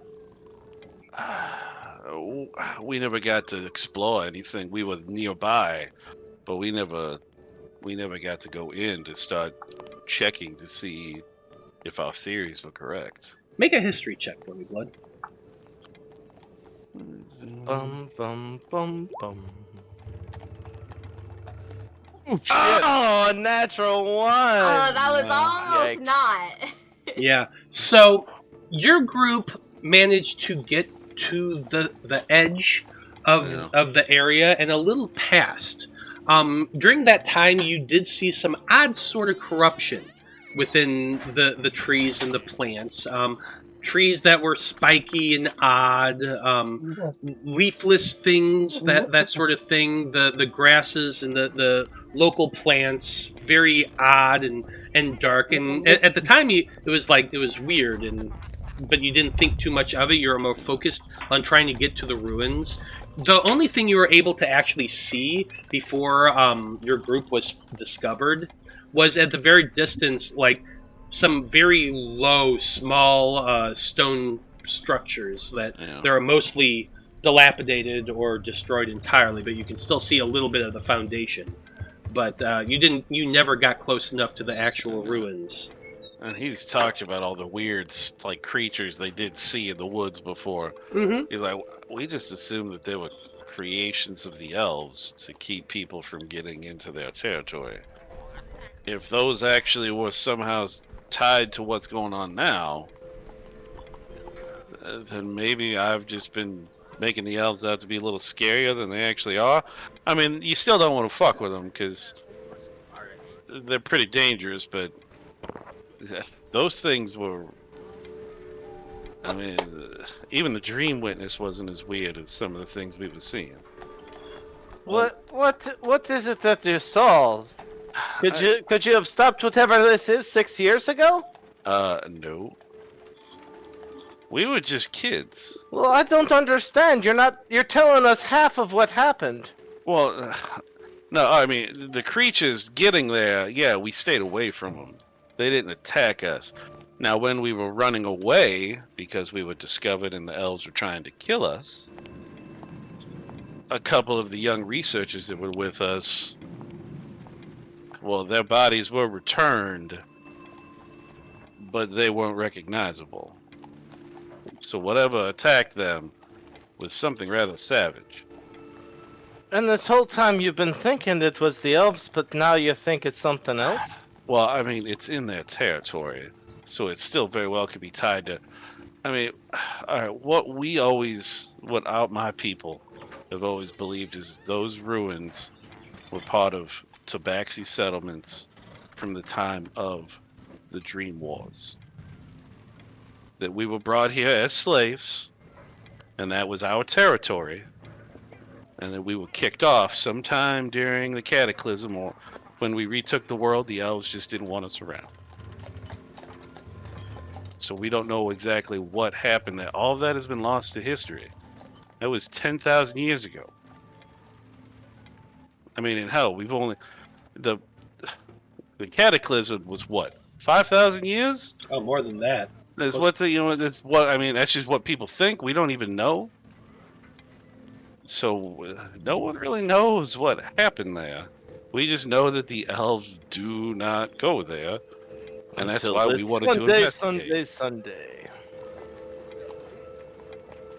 We were trying to prove our theories were correct, to somehow get our land back. At least get some respect for our people.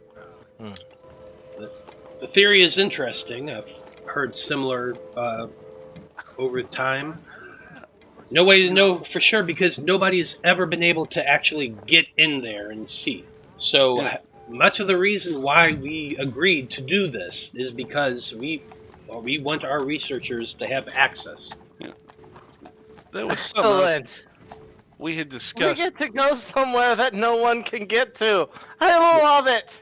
The night after we defeated the Dream Witness, where we had that vision, when we were discussing things with Tomas, if you remember, I had brought up the legends amongst my people that our people we tended to a great giant beast. And we were like its watchers, its protectors. And I think in the vision that might have been what we saw. We still don't really know what it was. Maybe that's what's causing the earthquakes? Hey, Paulie. Like I said, their visions and their legends, I don't know. Hey, Paulie. Yeah, what's up, Liam? 1,000 gold to whoever kills the most this time. And he extends his hand out to see if Apollyon takes the bet. Oh yeah, Apollyon, big grin on his face. Oh yeah, you're on, buddy. Fair enough. All right, we'll be keeping count. Ohm kind of chuckles at this, and he says, "I like your kid's enthusiasm. It should be interesting to see what we're able to see once we get inside. Unfortunately, well, the elves are going to be escorting us through Illimithica. They will be restricting... we're only going to be able to travel by one specific road through their land. And, well, unfortunately, the journey to these ruins are about a 5-day journey. No, sorry, 4-day journey. Right. 4-day Okay. journey, yeah. After the second day, we will be arriving at one of their cities, the city of Isildur. Other than that, we will be camping rough for the rest of the time. Nah, it is 5 days. Yeah, 2 days to get to there, a day in Isildur, and 2 more to get to the ruins. Okay.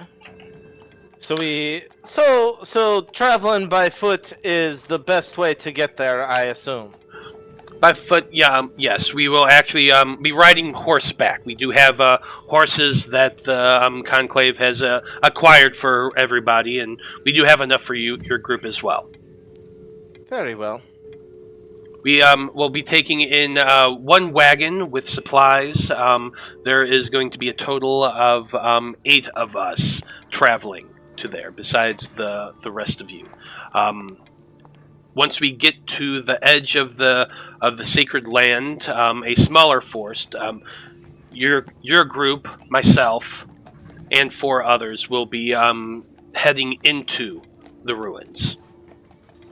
Once we're there, it's your group's job to make sure we're looked after as while the researchers do their thing and investigate. And I'm going to be obviously overseeing the whole process. Right, because we're delvers. Indeed, you are. He kind of chuckles. Once inside Illimithica, our delegation will be met by a team of Barry Door. They are the elite rangers of Illimithica who will be escorting us through their country. Do you have any other questions about this?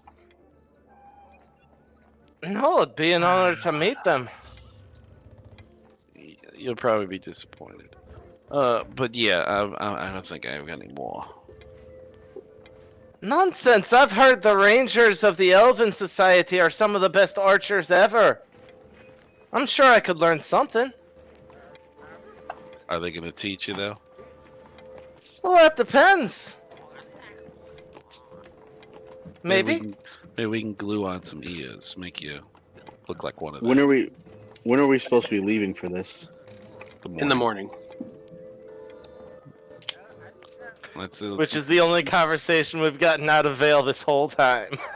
Yeah, and then he goes back. Wow. So, how long has it been since we left the city? The Cerulean. When you left Port Valena? No, Or Rowena? the Cerulean. Rowena. Rowena, yeah. Where the Cerulean Syndicate is, what you're thinking. Yeah. Yes. Let me look. It's been about 4 days, I think. Yeah, we traveled, and then we traveled. We teleported a couple times. The city that we cleaned out, the he who shall not be named, apparently. Yes. Yeah. Because I mean, I have a physical piece of paper that I've been writing how much I've been reading, and I find it hard to believe that I've only gotten 18 hours in 4 days. Well, a lot of our travel time you were in mist, and you can't really read while you're in mist form. Correct. Well, no, Yeah, he's gonna need to do quite a bit. You can ride in the cart. Yeah, that's really the only thing that's been restricting Wait, you because So you've been how reading long have most we of the been? time. How long did we miss travel? Was not only Well- 16 hours worth? 16 Well, we hours worth of missed travel. You've had. did it twice. You were you weren't able to read your book the first day.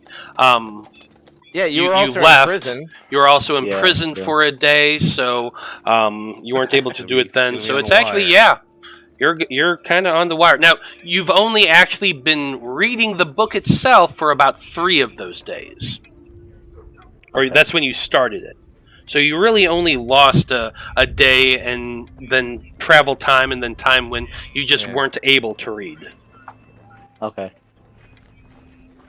Yeah, we're back at a point where we'll be traveling on foot. It'll be much easier for you to get that reading in now.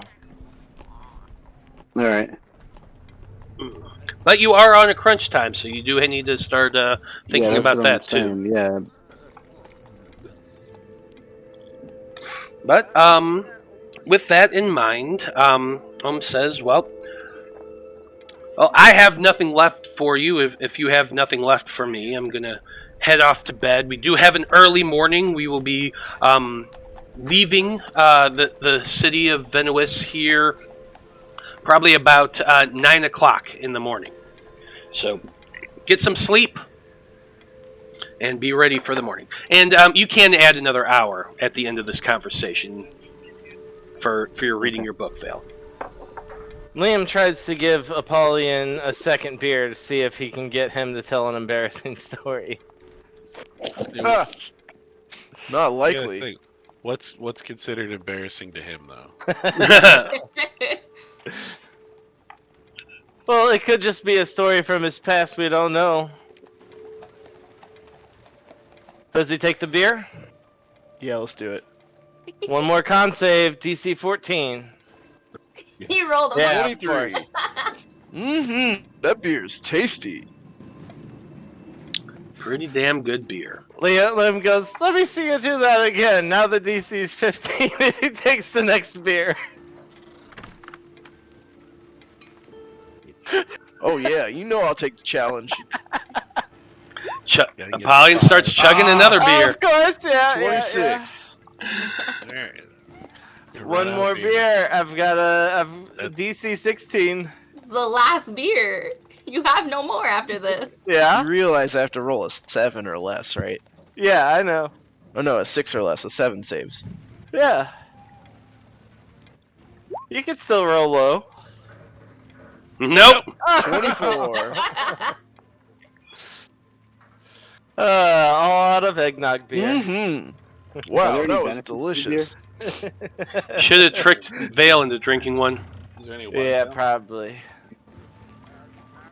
Well, I had 8. We drank 4. He just drank 3. I guess I do have one more. Does Vale want to take a beer? No, Vale doesn't drink. Blood, now that my what you call daddy is out of the room, does he want a beer? No, I'll let you guys continue your drinking fest. Is there a persuasion check I could make to Blood? I that- think right is now there he's in his own head at the moment. Out of kind of the things that where they're going was the last time he actually ever saw it. So he's not going to be in the mood. He offers the last one to Eloise then. She can't be embarrassed by anything either. We could still get a story out of it. Who knows?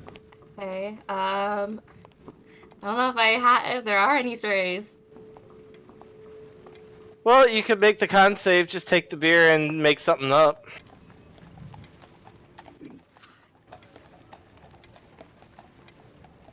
No? No, I'm gonna take another shot of the Halalinka. Okay. Okay. Are you doing enough to do the thing? Yeah, this is gonna be my second shot. Yeah. Roll a con save. Yeah, Liam drinks his last beer also. Okay, make your con save as well. Oh my god, are you kidding me? I'm the only one who rolls poorly? Yeah, Eloise, you drink that next shot and you're fine. There's no smoke coming out of your ears. How'd that happen to Ohm? That's weird. Will you get another story? For some reason, Liam's beer is hitting only Liam. And the most embarrassing thing I can think to say for Liam is, Eloise, when I first saw you, you were like a shining rainbow of scales and pearls. It was glorious. Thanks. I had just bathed in the river. He just crushes that beautiful moment. Just You're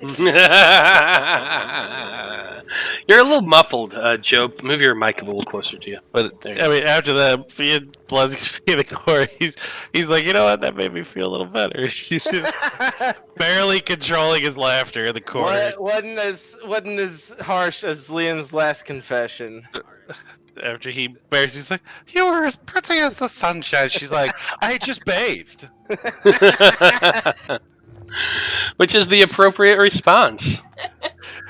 I can't believe I rolled so terribly every single. Oh my god, I'm stuck at con saves. Yeah, Eloise is just gonna like turn around, hug Liam around the waist, and then just kind of like gently push him Yeah. so that he's like in bed, tuck him in. Sure. Like, Yep. Absolutely. Yeah, Liam's made a damn fool of himself tonight. No stopping that. Do you have anything else your group wants to do before you turn in? Are we taking Is there- lunches, or do we feel safe enough to sleep? We're not getting attacked in the Elven City. We're fine. Are we gonna is there any way I could find a statuette of myself before the morning, or get Not somebody before the to- morning. No way. Commission it. Nothing's open. Do you want me to answer that question honestly, or give you a snarky response? Snarky response is fine. You go and you find this guy who is an artist, and you're like, hey, can you make me something that looks exactly like me? And he looks at you and he just says, no, fuck off, and sends you home. All right. What if I say something that looks kind of like me? that shit takes time. It's not something you can just fabricate out of nothing, and you definitely do not have enough time to get it within the few hours you're here. However, if you do not want to take a long rest, you can get. Let's see, it's probably about 10 o'clock in the evening. So you have to leave at 8 o'clock. So He can trance. Well, I guess you can't trance on a cart, but he wouldn't need to do anything. if you do not go to sleep and you just stay up all night reading, you can get 9 hours of reading on your book. And the drawback from that is you take 1 point of exhaustion.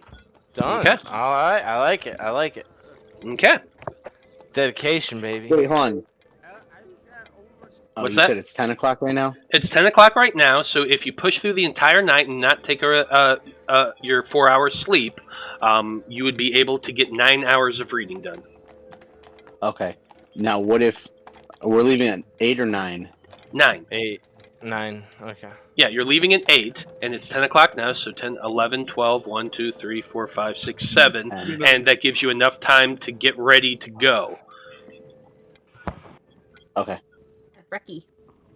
Yep. 1 Okay. point of exhaustion it is. 1 point of Alright. exhaustion. As for the rest of you, are any of you taking a long? Are any of you setting watch? Or are you just all heading to bed? That eggnog beer hit Liam hard. He's asleep. Fair I'd enough. say Oh yeah, same. Apollyon's ready to clunk out. Blood will get up early, but he'll get his rest in. Eloise wild shapes into a saber tooth and then kind of sprawls on top of Liam.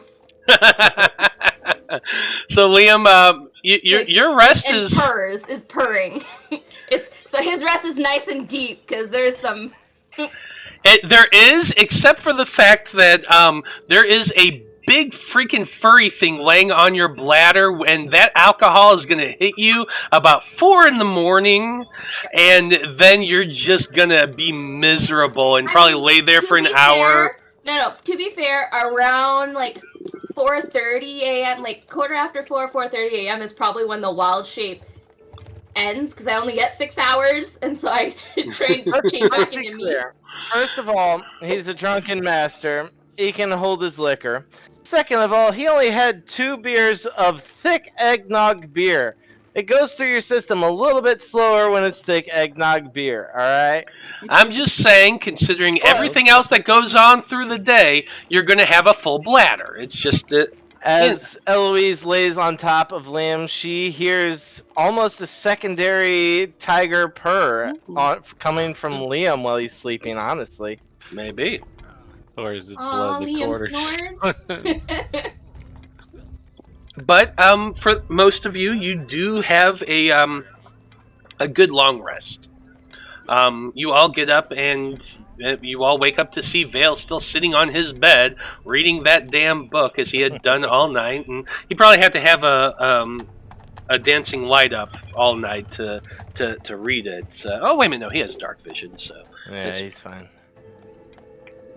But anyway, you all wake up fully rested, other than Veil.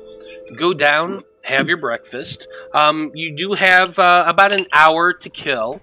But once you're all ready to go at 8 a.m., you see that quite a few monks are getting up away from the tables and heading out. You can see a bit of a procession being put together in front of the inn. There is a couple carts filled with supplies. There's about a dozen or so conclave monks, all on horses. You see Master Ohm sitting in front on a horse of his own, a riding horse, and about a dozen elves. About 6 of them are in finery and regalia. They do have weapons at their sides, a bow on their back, and a rapier or short sword or long sword or things like that on their hips. But you also see about 8 armed guards that are all elven as well. They all have breastplates on. A couple of them have wooden breastplates. Another couple have metal ones. All look well armed and decidedly grim. Each one is also wearing an almost identical cloak about their shoulders that has a hood. Some of them have the hood up, others have the hood down, but you can all tell that these are some of those more elite soldiers that you had been seeing around the city, Blood from a Stone. Possibly the Barry Door that they mentioned.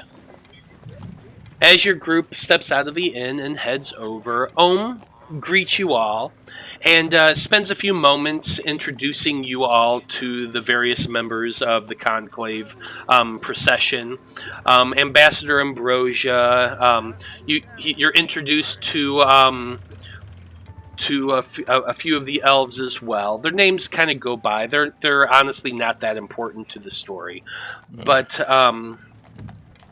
at the appointed time, Ohm calls out to everyone, Let's head on out. We have a long journey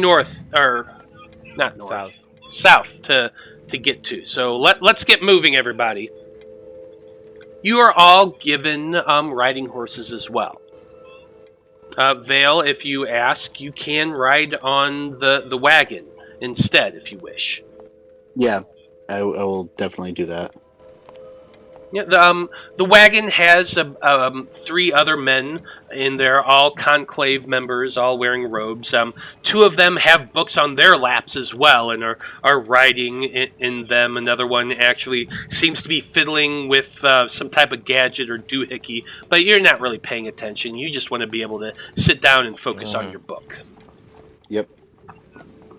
And so your procession heads off, heading south across the city to the southern wall, where you are allowed past through the gate after Ambrosia goes up and speaks with the guards for a moment. Through the gate, baby. Indeed. And then you continue on south. So if you look at the Illimithica map, I'll go ahead and throw that up for you here.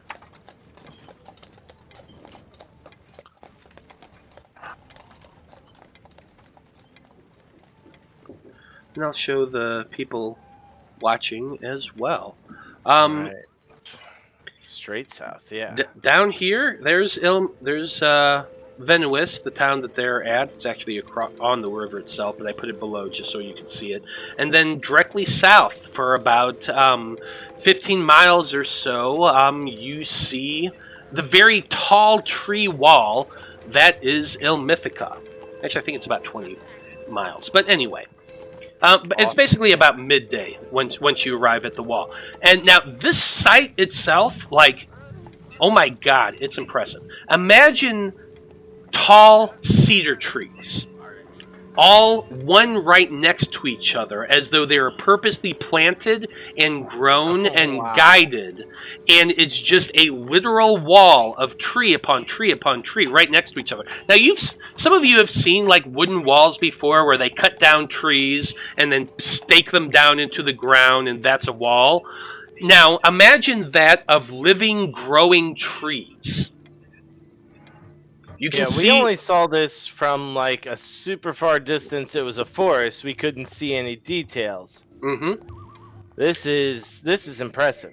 And you can see the tree wall about good 10 miles out before you get there. It's an impressive structure. Now the tops of them are all green, Eloise. Like your first thought as well is, holy shit, they just cut down trees and did this, but no, these are specifically grown into these locations and are thriving. I use Desi to cast speak with plants. You do that when you get to the wall? Because like I said, the first time you see it, you're about 10 miles out. Yeah, no, I wait till we get there. Yeah, okay. Eventually, like, as you're getting closer and closer, the road leads to just a wall. Like, there's no gateway, there's no nothing. And you can't help but like wonder what's going to happen as you get there. Your entire group gets to the wall itself,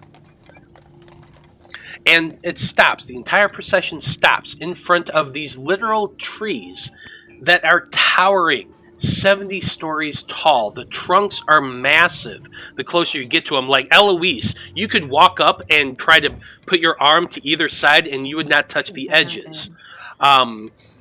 You get, like, you can't help yourself. You immediately jump down. And I run over and I cast Speak with Plants, and I'm just like, wow, you guys are just majestic. Look at you. This is beautiful. Are you all okay? You seem really crowded. So you hear in response, hello there. So nice to see you and speak with you. No, we're quite content where we are. We serve a very fulfilled life and purpose here along these walls, and we have guarded the elves here for generations. We are truly you must do a really good job. Y'all are impressive. We do as best as we can, child. We have seen ages come and ages go, and yet we stay here strong. Though occasionally some do manage to climb us. The climb is so difficult that very few make it across. Those who try often water our roots, and we are content with this as well. And yeah, that would be a lot of minerals. That must be nice. It does bring joy to those around those that fall. And like, for the rest of you, like, you just see Eloise jump off a horse, go running over. You hear a few of the elves call out, "Hey, stop it! What the hell are you doing?" Ohm's like trying to stop. Calm down. She's a druid. Let her do it. And like the elves kind of get the druid do her thing. Like the elves kind of get pissed off a little bit. There's some arguing, like Blood, Liam. You both kind of probably feel the need to get off your horses and kind of join in the conversation. I'll immediately grab Eloise's horse just so it doesn't wander off and wait for her to do her thing, because there's no stopping her. Yeah, and like Ohm is trying to talk down the elves. It's okay. But Eloise, you're just having this really interesting conversation with these trees. So much so that you don't actually notice this, but the rest of you do. You hear this odd sort of creaking and rustling as the trees begin to part and actually move. Their roots rise up and they begin to move inward and open a little bit of a pathway that opens up in domes, and you kind of imagine like a doorway being created as these trees move to allow the group to pass. And another group of elves step out and kind of come see what all the hoopla is going on.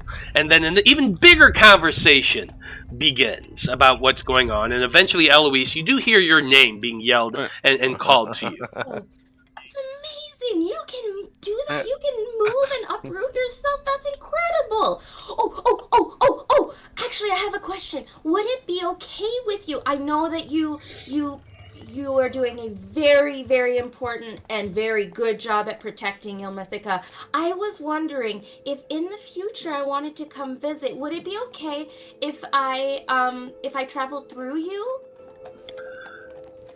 Make a persuasion check.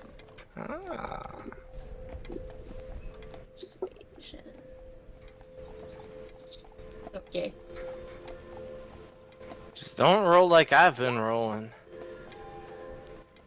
7. Passage through the trees without the elves' permission is not allowed.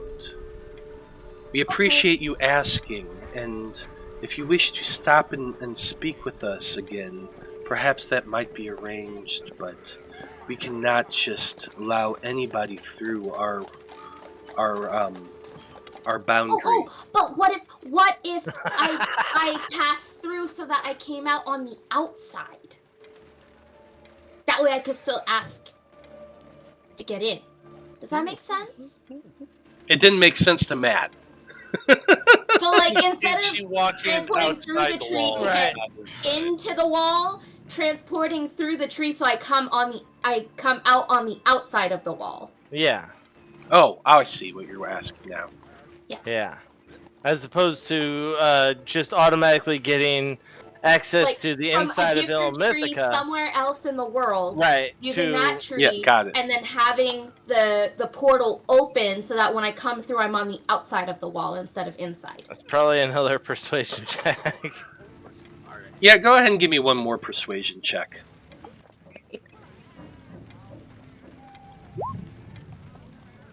13. 13's better. The tree says, if you're using magic to move through us, we would allow you to step through us, but as you say, you must only do so on the outside of our borders. No, of course, I would never try to lessen that. The work that you're doing an amazing job. I mean, look at you. The tree seems to preen a little bit, as though it's pleased with itself. But it says, very well, I will allow you to step through my bark to the outside of our boundary. I think about at this point, Liam's kind of tapping Eloise on the shoulder, and he's got her horse at the ready. Mm-hmm. Have you said all you need to say? Because we're getting some weird looks. Okay, I have to go now because people are worried. But what was your name? Oh, God. No, that's perfect. I like it. That's a good send-off. Quick, hit the random tree name generator. It's like, in my language, you wouldn't understand.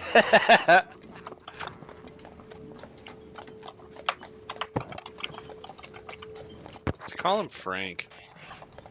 Frank the tree. Why would I do that? It'd be appropriate.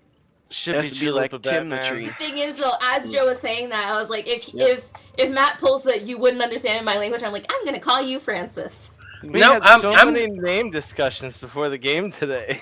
Nope, it's gonna be let's see. It's gonna be It's going to be Cedarlock. Cedarlock. Cedarlock. Well, it was very nice to make your acquaintance, Mr. Cedarlock.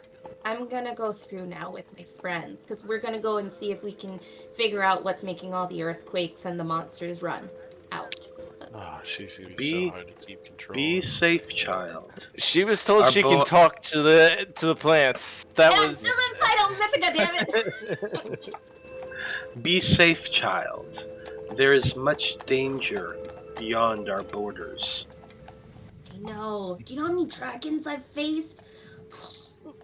Bye now. Wow. By now, you go running off, and you almost swear that one of the limbs on the top of the tree sways a little bit, waving. The elves are like, "Why are you letting this dragonborn go over and touch our trees?" And Ohm's like, "She's a druid. She's not trying to get past. It's okay. She's." Your trees are amazing, Mr. Cedarlock over there. Oh my gosh. Does the name Cedarlock ring true with any of these guys? That'd be so cool. Make an insight check. Absolutely. I know. I cannot roll today. I am so sorry to say. That's just a 12 for me.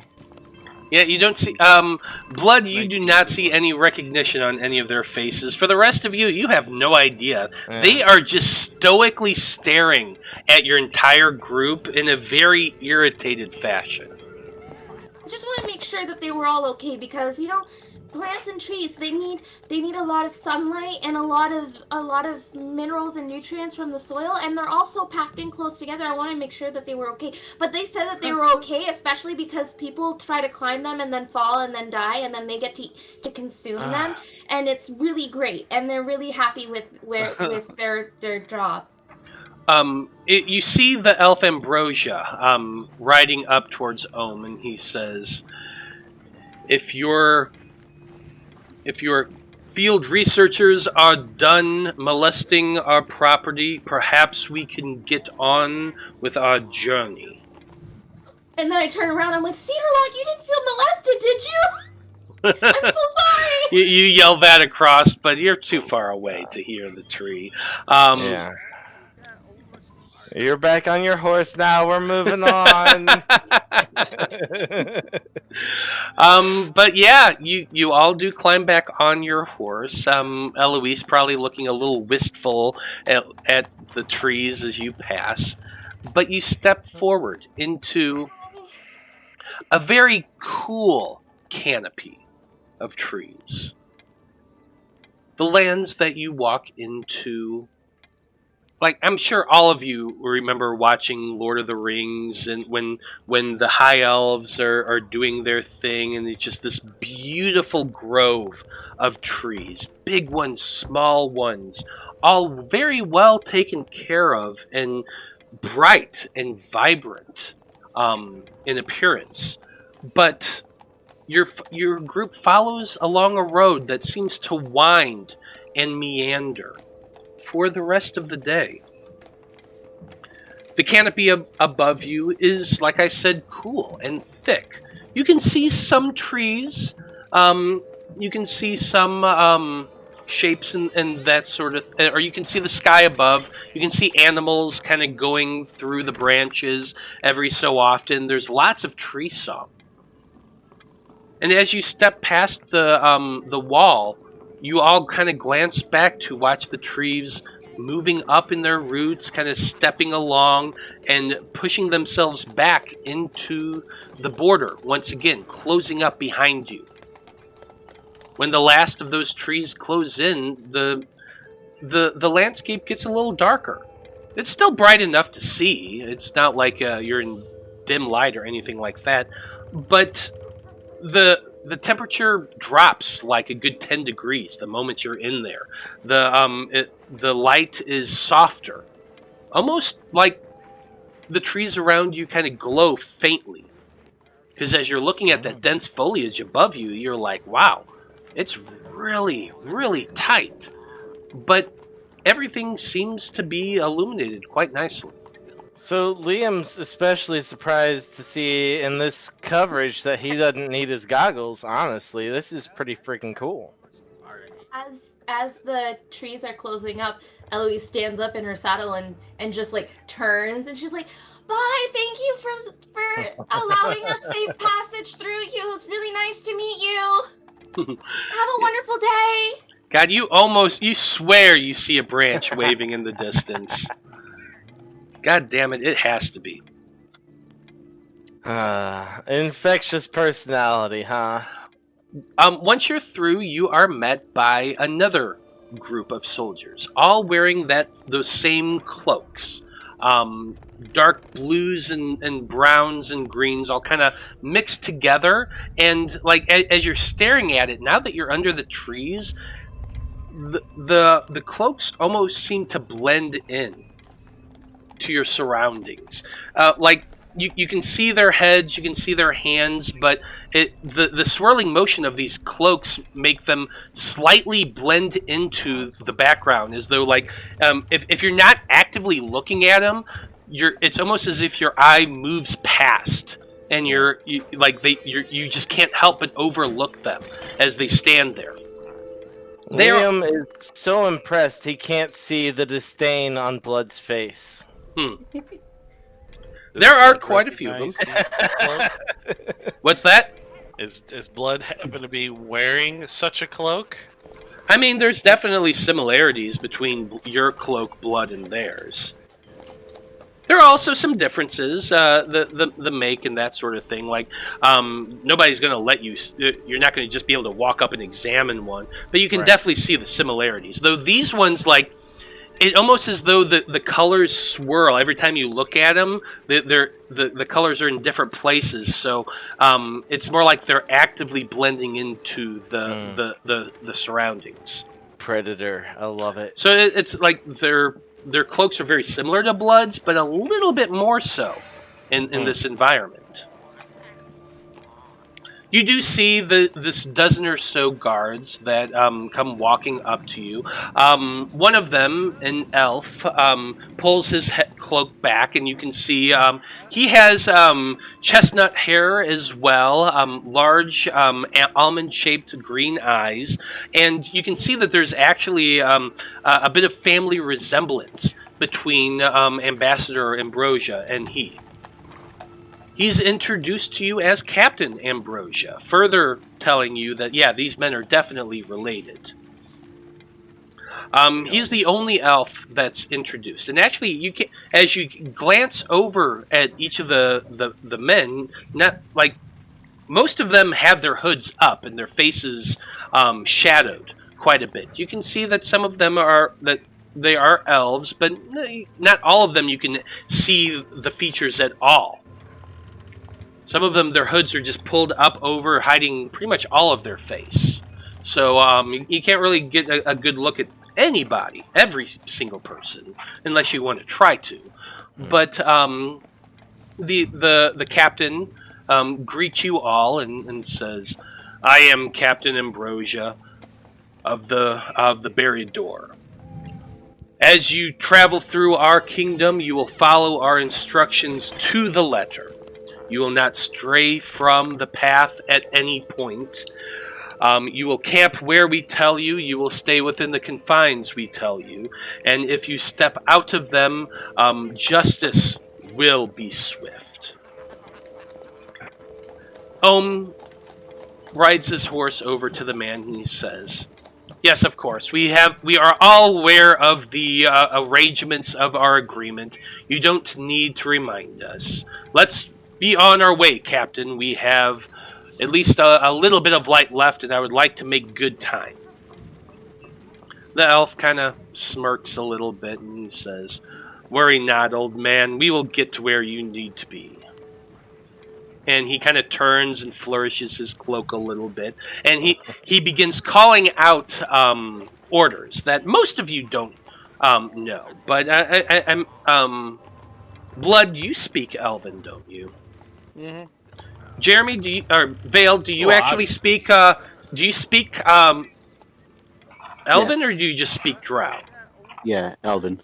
You do speak Elven as well. Okay. Yep. So you would recognize the orders. There, he's telling his men to spread out. 4 of them are going to encircle your group, while the other 4 make for the trees. Is what he tells them, and they all quite literally just turn and disappear into the foliage. Who has the highest passive perception? I think Eloise. Probably Blood's blood. got a 20. Yeah, mine's only 19. Oh. Even you, Blood. You're kind of watching these men, and they disappear into the foliage, and they're just gone. You can try to make an active check to see if you can see them, Sure. but go ahead and make a perception check. I can't roll this episode. I'm not even gonna try. 28.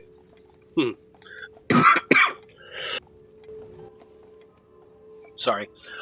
Yeah, you actually, after watching them disappear, you start looking into the shadows. And you do spot 1 or 2 of them either standing on a branch or hiding in a bush. It's damn near impossible to spot these men. You needed to beat a 25 to do so. But you can tell they are highly trained rangers and are experts in the terrain that they're currently living in. Probably why these men managed to shoot you in the back so many years ago.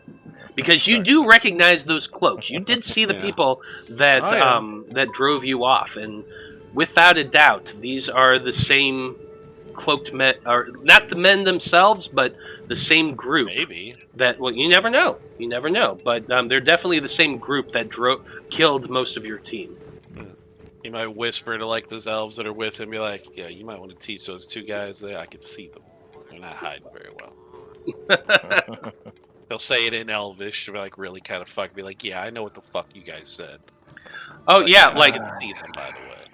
yeah, you get some scowls from that, Blood from a Stone. Yeah, I'll bet. And especially from the captain, and like he says, "I'll take that under advisement, Tabaxi." And you actually hear him start yelling out orders in Elvish, but he's watching you as he does so. As he says, the Tabaxi, the Tabaxi saw you, you fools. You're not doing a well enough job. I expect extra duty at the end of your shift today. Get back into the shadows." I'm sleeping in the fucking hut tonight. I was gonna be like, "Did Blood perch up on a tree if I can sleep tonight?" But no, he's in the fucking hut because you see some murderous. Yeah, there's some murderous glances. He walks by like. You travel for the rest of the day. It's for the most part uneventful. You see some very beautiful trees. You see some very intricate landscapes. The elves are kind of one with nature, and as you're traveling along this road, you, Eloise, especially as a druid of the land, you can tell that every single plant has been placed with purpose. Like, it's not just random things in a forest. Everything has been planted specifically. Everything has been carefully cultivated and encouraged to grow in certain ways. You can see, like, the curves and the bends in the plants that have been... It's almost like every single plant that you pass has been meticulously grown as though it were a bonsai. Nice. Everything's sculpted. Everything is made to be very beautiful, very aesthetically pleasing to most people. But for you, Eloise, it's probably a little odd to see that, as though so many people are spending so much time making the natural environment look in a way that's more aesthetically pleasing to them is odd to you. It should be wild and untamed and just raw. That's how the land is supposed to be. But in this area, it's like you can see these gullies of just flower beds and bushes, and it's made to be like very relaxing. Like people would just sit there in among the flowers and relax. But for you, Eloise, it's like it's almost an abomination against the natural order. How perfectly everything is placed. I mean, I understand cultivating a garden because you don't want certain things besides certain things just because they'll choke each other and all of that stuff, and having to make sure that. But this is ridiculous. Good Lord. Are all these plants stressed out? Because I'm stressed out looking at them. Yeah, so few of the elves chuckle at your reactions to that. And he said, Ambassador Ambrosia rides up to you and he says, when we stop next, you are welcome to spend as much time as you like speaking to our plants and our natural world. All the Desians of Illimithica are quite content in their roles, and you'll find that the plant life is as well. The land is our tapestry. The plants and trees and bushes are paints. And those that tend to our gardens, we revere as artists. So you will see much of this as you travel through our kingdoms, Miss Brightcrystal. For this is the true way of the elves, to be one with nature and to use it as a way to beautify the world beyond what is naturally possible. This is not being one with nature. This is you controlling everybody's haircut and what they wear and how they stand and walk and move and. Well, Miss Eloise, it's not your nature, but I mean it's their nature. Not everybody's the same. The tree enjoyed himself, didn't he? This is a lot of micromanaging. Well, some people like things to look a certain way. They are very meticulous people. When you live for as long as we do, young druid, we have plenty of time to do great works like this. But there are more important things than how it looks. More important aspects to things than how they look. This is... Is not every piece a sum of its whole? That's what I'm saying. You're making... You go to every single piece and you refine all the edges and bevel and trim and cut away all the things that you deem are unnecessary and like, I mean, look at the branches on that tree. They're not supposed to, like, they wouldn't naturally do that. You would have had to, while they were still young and green and pliable, you would have had to and then tie them that way, so that way they, when they grew and they hardened, they would. But that's just the... You are a druid. You should know the magics that are employed in these fashions. It's not bending or scraping, it is simply guiding and coaxing and drawing out that innate ability that is in all living things. All we do is nurture and guide and bring all life to its fullest potential. I'm gonna go to bed now. I'm gonna go over to blood. I don't like these people. I understand. I don't either. But think of it this way: of parents, they mold their children when they're young. They are molding their world to fit themselves. Think of the world. I mean, all these trees are young compared to them. So think of it that way: that the trees in the wilderness kind of are their children. They are probably some of the oldest living beings of individuals in Loroupa. They've been here a My lot dad longer than taught we. me I how get to it. I know. swim, but like It's he too didn't- much order. It's too much order. You like a little bit of wild. I understand. But this make is no mis- obsessive. This is Just- not healthy you know, for maybe that's them. hey, maybe that he'll whisper. She goes, maybe that's part of the reason why things are going wrong. Wouldn't be surprised. Now we'll find out. Just don't poke or prod the guy. He might start to get a little edgy after a while. Are we gonna take watches in the hut, or are we just all sleeping in the hut? Oh yeah, Blood's definitely gonna take a watch. Yeah, if we're getting to the first camping marker, then Oh, was this not for the night? Were we just stopping for a? well, you just start talking to every single tree. I mean, like we. I'm curious if we get to the first marker in this session. Then honestly, Liam, he's trying to not show how giddy he is to not be on a waterbed.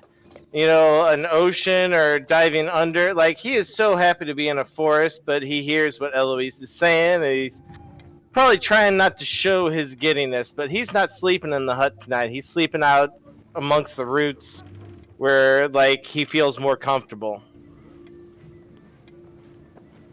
Fair enough. Well, we can say because your journey through Illimithica is fairly uneventful at this point, and we can arrive at the first campsite among the path, which they lead you to a bit of a clearing, very lush and lavish. The grass in this clearing is extremely soft, extremely fluffy, as though it were specifically grown to be a natural bed. The elves kind of disperse and set up their own camp areas, and the conclave does as well. And your group is, of course, provided space in the conclave's sleeping area if you want to. So it's really up to you what y'all do for the evening. But What time is it right now? Right now, it's going to be about 5 o'clock. So you, from 8 o'clock to 5, 9, 10, 11, 12, 1, 9 hours. 9 more hours of reading. Yeah. Okay. And for the most part, Veil on the journey, like you spent your time ignoring everybody and just reading. Nobody really bothered you. Your nose was in a book. It wasn't the most comfortable journey, and you're still pretty fucking exhausted. As by the time you get out of the cart, like your entire body is just stiff and sore from staying in one place on a wagon for 9 hours. Yeah. But but you are able to get your reading done during that time. All right. And I think that's a great place to end things for this evening. Mm-hmm. At your first campsite, bedding down with the conclave and with the elves, and we'll see where it goes from there. All right. So thank you to everyone who watched this evening. We very much appreciate you tuning in. If you're watching us on Twitch, please remember to follow us and subscribe. If you're watching us on YouTube, please remember to like and comment on these episodes and subscribe as well. It definitely helps out the algorithm and helps to let more people find us and watch. So once again, on behalf of everyone here in the Faab Five, I just want to say thank you once again for watching. Have a great evening, and we'll see you next week. Good night. Bye. Peace. See you Sunday. All right.